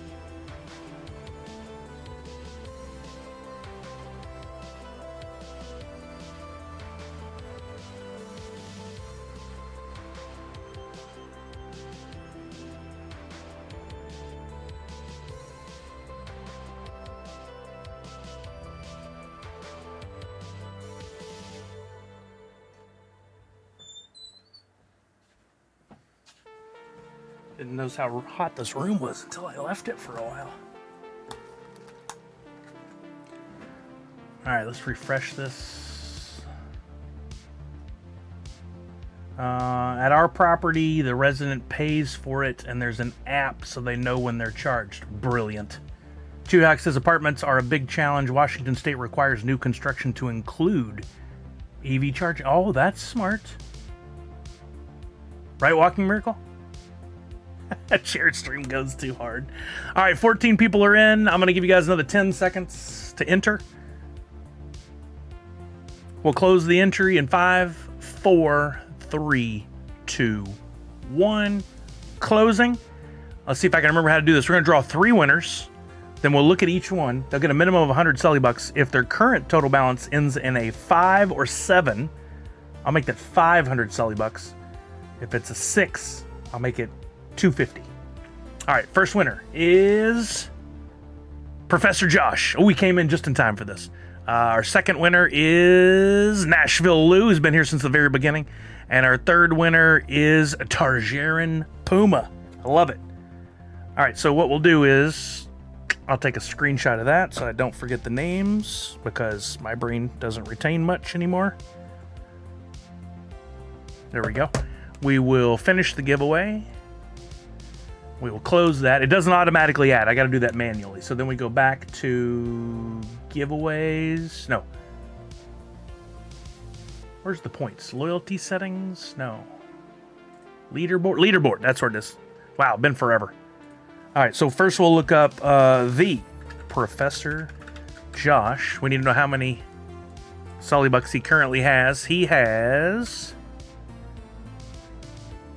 18,545, ends in a 5. He gets an additional 500 points. Nice. Not 0500. We're not getting up military. What is happening? You can't take out the O? Okay, maybe I do have to do 0500. Let's make sure that worked. 18,545 is what he had before. Okay, it worked. Good. That's weird that you can't take out the 0. Nice. That's a win right off the bat. Then we got Nashville Lou. Nashville Lou currently at 16,747. He's getting 500 points. And you know what? I used to have an old rule I totally forgot about where 2 of the people got 500. All 3 got 500. So no matter what Allie has, she's getting 500. But it would be a cool sweep. Targaryen Puma. I always have to say it like that. Currently, she had it too. 169,697. I'm giving her another 500, and because of what an amazing accomplishment, let's just give everybody some additional points. How about an additional 200 for everybody? If you guys will remind me, I'll definitely do it more often because I don't give away that many points, or you can't earn that many points considering how little I stream anymore, and I forget about that. So if you guys will remind me on Fridays, hell yeah, that'll give you more entries into the box game, and I'm going to continue to do this to try and up the prizes a little bit. Like right now, one of the things I've got that I think is really cool is got a nice Mando pop. That was an exclusive years ago. This is like a $35 to $40 pop. I've got some Topps Chrome. I'm giving away packs of Topps Chrome Deadpool. I don't even know what those are going for, but the boxes are not exactly cheap. Trying to get some nicer prizes. Since some of you are still subbed and I'm working full time now and I don't stream as much, I think it's a nice balance. So I'm keeping my eye out for some better stuff to give you guys. Who is this number 1 Sully on the leaderboard? He must be here a lot. He sure is. He is here way too much. Well, not enough, but when the stream is live, he's here too much. I don't think Poppinstock was here to answer me. Poppinstock, are you here? It's okay if he left. I'm not trying to call him out. He probably just left it on and left the room. But I was wondering how often he updated this page. If he said it before, I just missed it. He's been slacking lately. Yeah, he has. Let's see. What from the bottom am I missing? I think I'm just missing a bunch of coins, which is very interesting. Thundercat Series 1. How do I not have a mastery set of Thundercat Series 1? So using the tools that we'll have to use from now on. I'm trying to get back into the swing of things with that. I come over here, Thundercats sets, and I can go basically right to left is my best bet. I got plenty of coins. I don't have the Ghost Jaga. I thought for sure I bought that, but I clearly did not, and I didn't pull it from a pack today. That would have been a nice thing to pull from a pack. So the best tool now is to go to Market Overview Grail, and I'm afraid this one was one of the most expensive ones. $8.49. I don't think I have enough money left on drop to buy it. Let's see if it's on Atomic Hub. $10 is the cheapest. And I don't have enough on drop anymore. I spent too much. So I can't fill in that hole yet. I'm going to have to do that over on Wax at some point. Bummer. It's going to get down to the point where I'm going to have 4 names written down on a Post-it. And I'm going to have to hunt those every so often. And hopefully somebody puts one up for sale at a good price. We'll see. That one might bite me if I don't pick one up soon. It's the suggested price. $9.84. So that's actually pretty fair. Yeah, smart, Linder. Smart.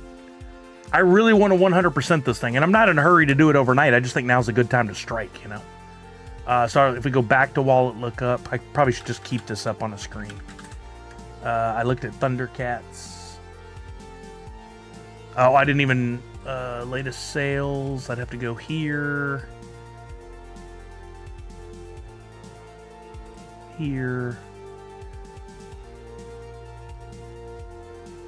Huh. Hadn't one sold, not one is sold on Atomic Hub since September 9th of 2025. That's crazy. And it was still in the redemption, or it hadn't started the redemption period yet, so that was $172 at that time. I mean, that was a good one. That was a good grill. So I get it. That's Thundercats. What else I got here? Disney Afternoon. I think I did complete this one. At least I got the Grail. But let's see if we go Disney Afternoon. We go to sets. Luckily, there are sets for most of the things on there. Series coin. Got it. Got one. Grail. Got it. Legendary. Got it. Missing it. Fat Cat. One of the few legendaries I was missing. So we go to Market Overview, Legendary. We could go to Disney Afternoon. Where is it? I see... What? Where's Disney Afternoon? Fat Cart. Oh, are you telling me there's not one available? Uh-oh. We'll go back to the old method.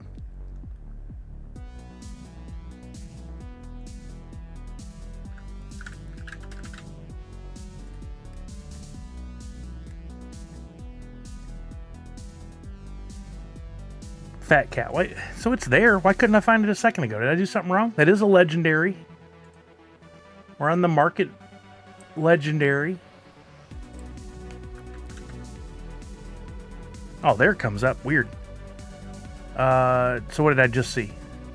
So much jumping around. I'm really confusing myself. 232 or...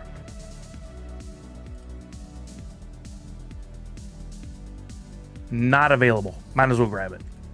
That's kind of crazy. That's still $2.32 for a legendary. That's one of the most expensive ones. There's 9 listed, but none listed on Wax. I'm just going to go ahead and do it. This makes sense for the amount of money I have left. Oh, Pop Stock is here. Be careful, Sully, with the wallet lookup. That is a tool aimed at royalty mastery sets. If you don't have a royalty set of a series, it won't show. Okay, now that makes sense to me. I think that's what I wanted to know from you is how often does that page refresh the data? Like if I've collected new grails and legendaries, is it like once an hour, or how often does it update? Because I didn't see any. Maybe I missed it. Sometimes I skim and miss important information on pages, but I didn't see it called out anywhere on there. Thank you for letting me know, Walking Miracle. Thank you, Poppin' Stock, for answering.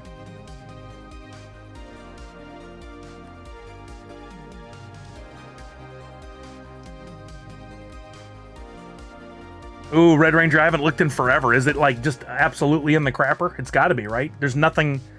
There was no application for Woof, which is a shame. I mean, I should have sold. I sold some at the beginning, so I didn't totally miss out, and I didn't have to invest anything. It literally was given to me. I think I sold $700 worth, but at one point I still had what was a lot of money worth, and it just kind of went away. It's a shame, but I never did see what the long play on that project was. It's like, oh, we're gonna give you this thing, and there's a lot of speculation, and then I don't know, were there any games or anything really related to it? I didn't see it, if there was. It was fun. It was a fun extra thing to give away, and I run it manually, sometimes daily, other times after a few days. I no longer run a virtual server anymore, so I no longer have 24/7 update scripts. Gotcha. Could you schedule it to run at a certain time each day, though? Like, I'm not nitpicking at all. I love having the tools, so this is just a request from a guy who doesn't know the behind the scenes. It would be nice to have a time of day I could depend on, maybe once a day or even once a week, that I could go in and look and go, okay, cool, I made adjustments, and now here I am with this, and, you know, that kind of thing. Because from what I can tell, I could be wrong. Maybe the solution is a better answer on how can I easily look and see what I'm missing to be complete across the board. I want to 100% complete everything. At one time, there was that, what was that guy? Moon? Something Moon? That had some tools that could help with that as well. What was it? Rising Moon? Somebody help me out here. Does anybody remember? I don't think I bookmarked his site. Climbing Moon. Man. There he is. Climbing Moon. Perfect. I'm so sorry. I have not been to your site in forever. Your stuff is all dead. Dang it. I want 100% complete, but, and this is something I've been talking about with collecting for a long time. Guess who gets it? Gary V. There needs to be checklists for anything you collect. Easily accessible, that not only have a checklist, but have a way for you to get the things you're missing. That helps collecting so much. That's something Funko never really did. You had the apps where you could go and look up things, but there weren't checklists really, and that's a big miss. There should be an update time and date over the cards. I apologize if I missed that. It does say right here, updated 1 hour ago. I totally missed that before. Wow, what a ding dong. Sorry, that's on me, man. It's updated 1 hour ago. Brilliant, thank you. Climbing Moon, thank you for all you did. It was so much fun. We were just talking about, like, you're another one of the ones that added to and made it so much more fun to collect because of those tools. Loved it. So thank you for that. You, Pop and Stock, who's the other one I was just thinking about? God, my brain.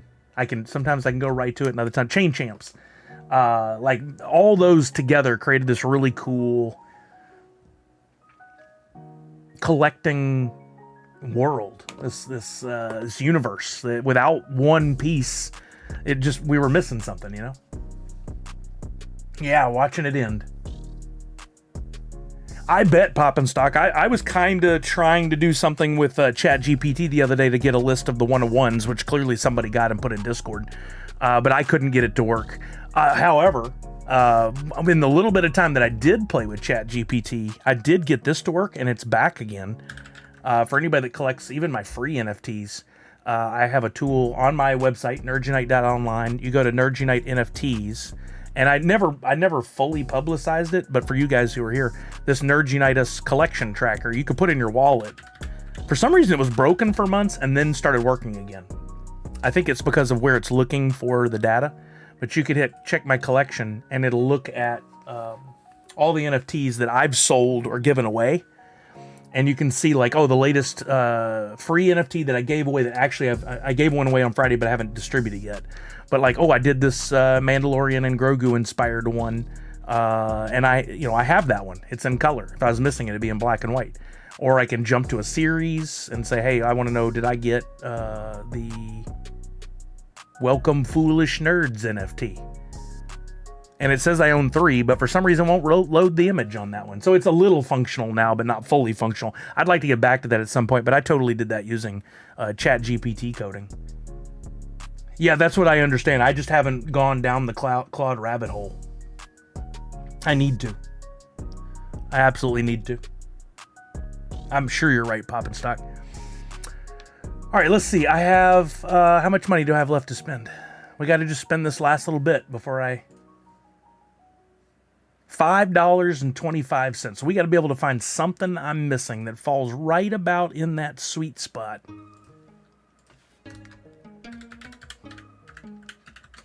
Or maybe a couple of things that'll get me one step closer. So I'm using your mastery set checker right now to help me with that. Stranger Things Series 1 and 2, I'm missing something on both of those. So now I can easily go over here. Sets, Series 1, what am I missing? Don't have the Grail. Not surprised there. So then let's go and we'll use your market overview, Grail, Stranger Things. Actually, I want to look at both, so I'll just do it like this. Stranger. Only the Dragon at $275, so I can get that. Hey, Papa Sock, thank you for being around. Have a wonderful, wonderful day. Thank you for all you do. I hope the rest of your weekend is fantastic. Oh, it got even cheaper. Look, some people are putting stuff up and just trying to get rid of it now, guys. If you're looking, might be, if you have any USDC left. Look at that. I still have $375 to play with now. $375. Looks like the other Stranger Things one was not available. The Series 2 Grail. Oh, wait, no, I did pick that. So let's do Stranger Things Series 2 Grail. Oh, man. I should have bought that one. What's Murray going for on Atomic Hub? Not even available. Dang it. Am I getting rid of my Atomic Hub account? Oh, God, no, Mike Zig. No. And not to make fun of you at all. That is not what this is. But just a reminder to everyone that your Atomic Hub is merely a website that looks into your wallet. Your actual, what you own on Wax is in your Wax wallet. I'm not making fun of you. I just want to clarify for those who may be watching along and not understand that difference. I could access the same information from NFT Hive or Atomic Hub, but I'm not disabling anything. No, I'm trying to 100% complete all of the drop stuff, and I'm close. I'm like 98% completed. Yeah, I'm cleaning out the last of my cash on drop. That's correct. And I'm down to $3.25. So I want to find something that's about that price. I need that Murray. That's a shame. Let's go back to my wallet. Look up. If anybody has duplicates of any of these I'm looking for, and we could work out something, you put it for sale on Wax and I could pay you in Wax, or I'd be willing to pay you directly and you send it to my wallet, whatever. If you know for a fact you got duplicates and you're looking for a couple of bucks, no biggie if you're not. Let's check out G.I. Joe. What am I missing there?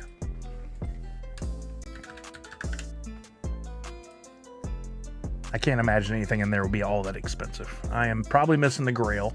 I am. It's Firefly. That's probably going to be the win for me there. Grail. I'm getting quicker at this now. G.I. Joe. $4.99. Dang it. But let's see what it looks like on Atomic Hub. Red Ranger. I love it. $6.72 is not bad. That's not bad. But I move on for right now. Funkoween Series 1 and 2. I think I already looked at this earlier. I did because there's all those scam ones.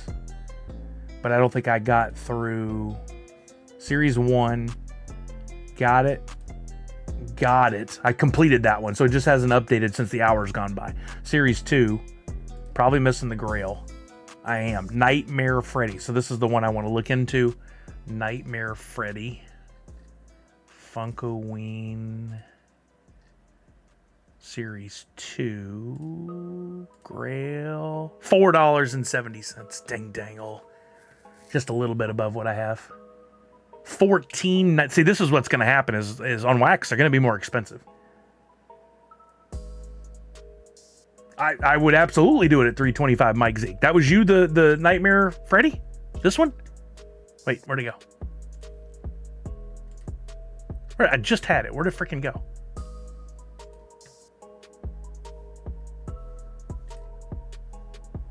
This one? The Nightmare Freddy? Mike Zig, if you do it at 325, I'll give you my last 325 right now. Iron Maiden, I'm pretty sure I'm good on, but I need to check. Oh, Firefly. I would do that at 325 if you're willing. That'd be awesome. That was G.I. Joe. I got to go back the long way now because I messed it up. Marketplace. If you be willing, that's freaking awesome. I would totally do that. Don't anybody scoopity poop me now.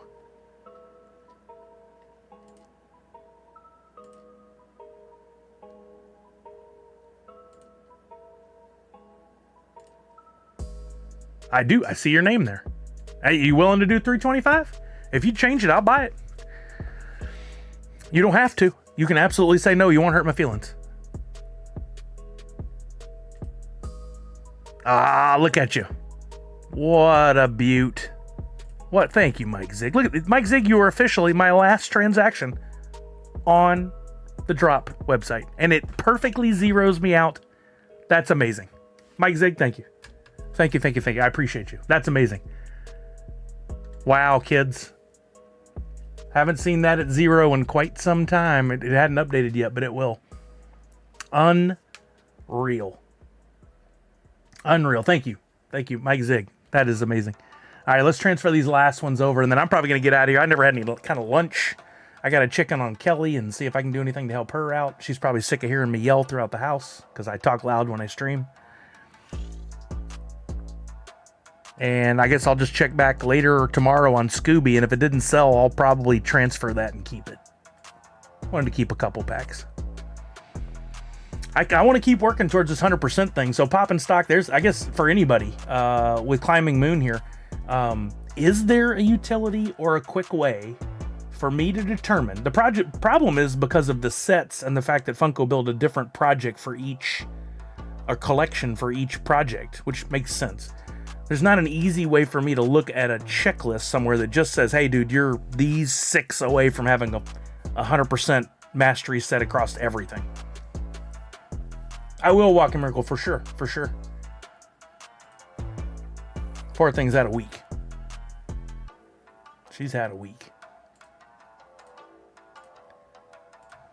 Transferring.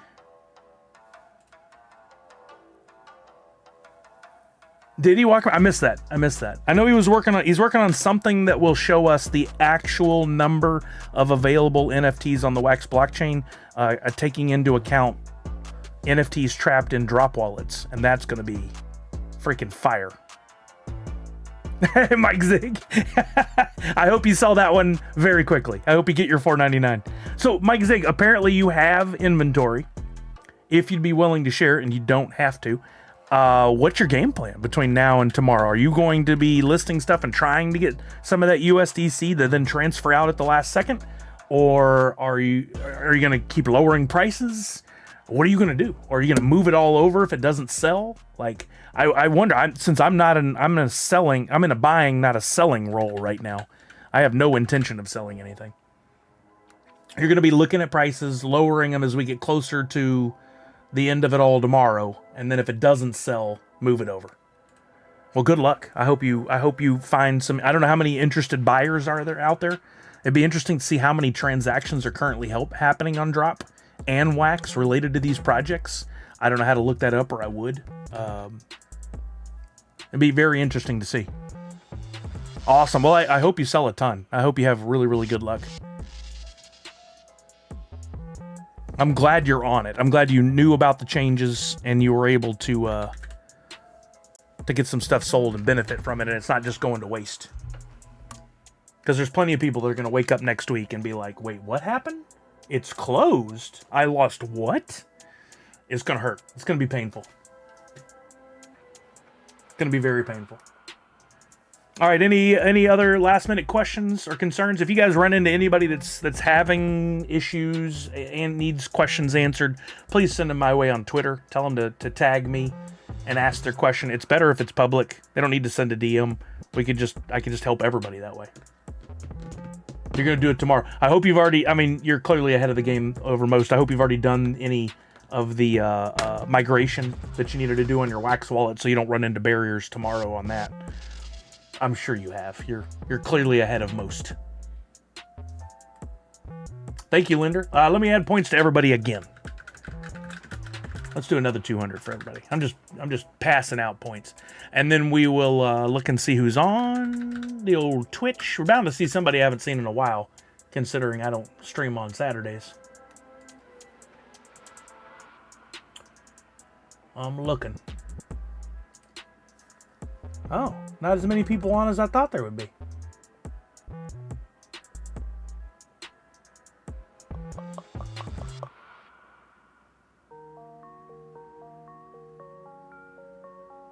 Let's see. I'm looking for anybody button seat. Like, I appreciate that. Actually, you know what I should do? I should not do that today, but considering all the help he's given us and the love he's given us, in case you guys have not gone over and partaken in the Poppin' Stocks, his ongoing games on his website, you guess the numbers and you can win stuff. Looks like Nashville Lou has won twice here recently today. I'm going to push you guys over that way to show a little love for our buddy Poppin' Stock. Nice, Mike Zig. Good. Oh, awesome. I'm glad to hear it, man. Thank you for hooking me up on that discount on the Firefly. Pretty perfect, honestly, to end it that way. All right, we're going to raid over to Poppin' Stock. I've already given you guys some points. Go over there. If you're going to leave your computer or whatever, leave it on so it helps boost his numbers at least. The more people he has, the more likely somebody else is to come on over. Remember to wash your hands, check in on somebody you love, make sure they're doing okay. And above all else, most importantly, nerds unite, and goodbye, drop. Goodbye, drop.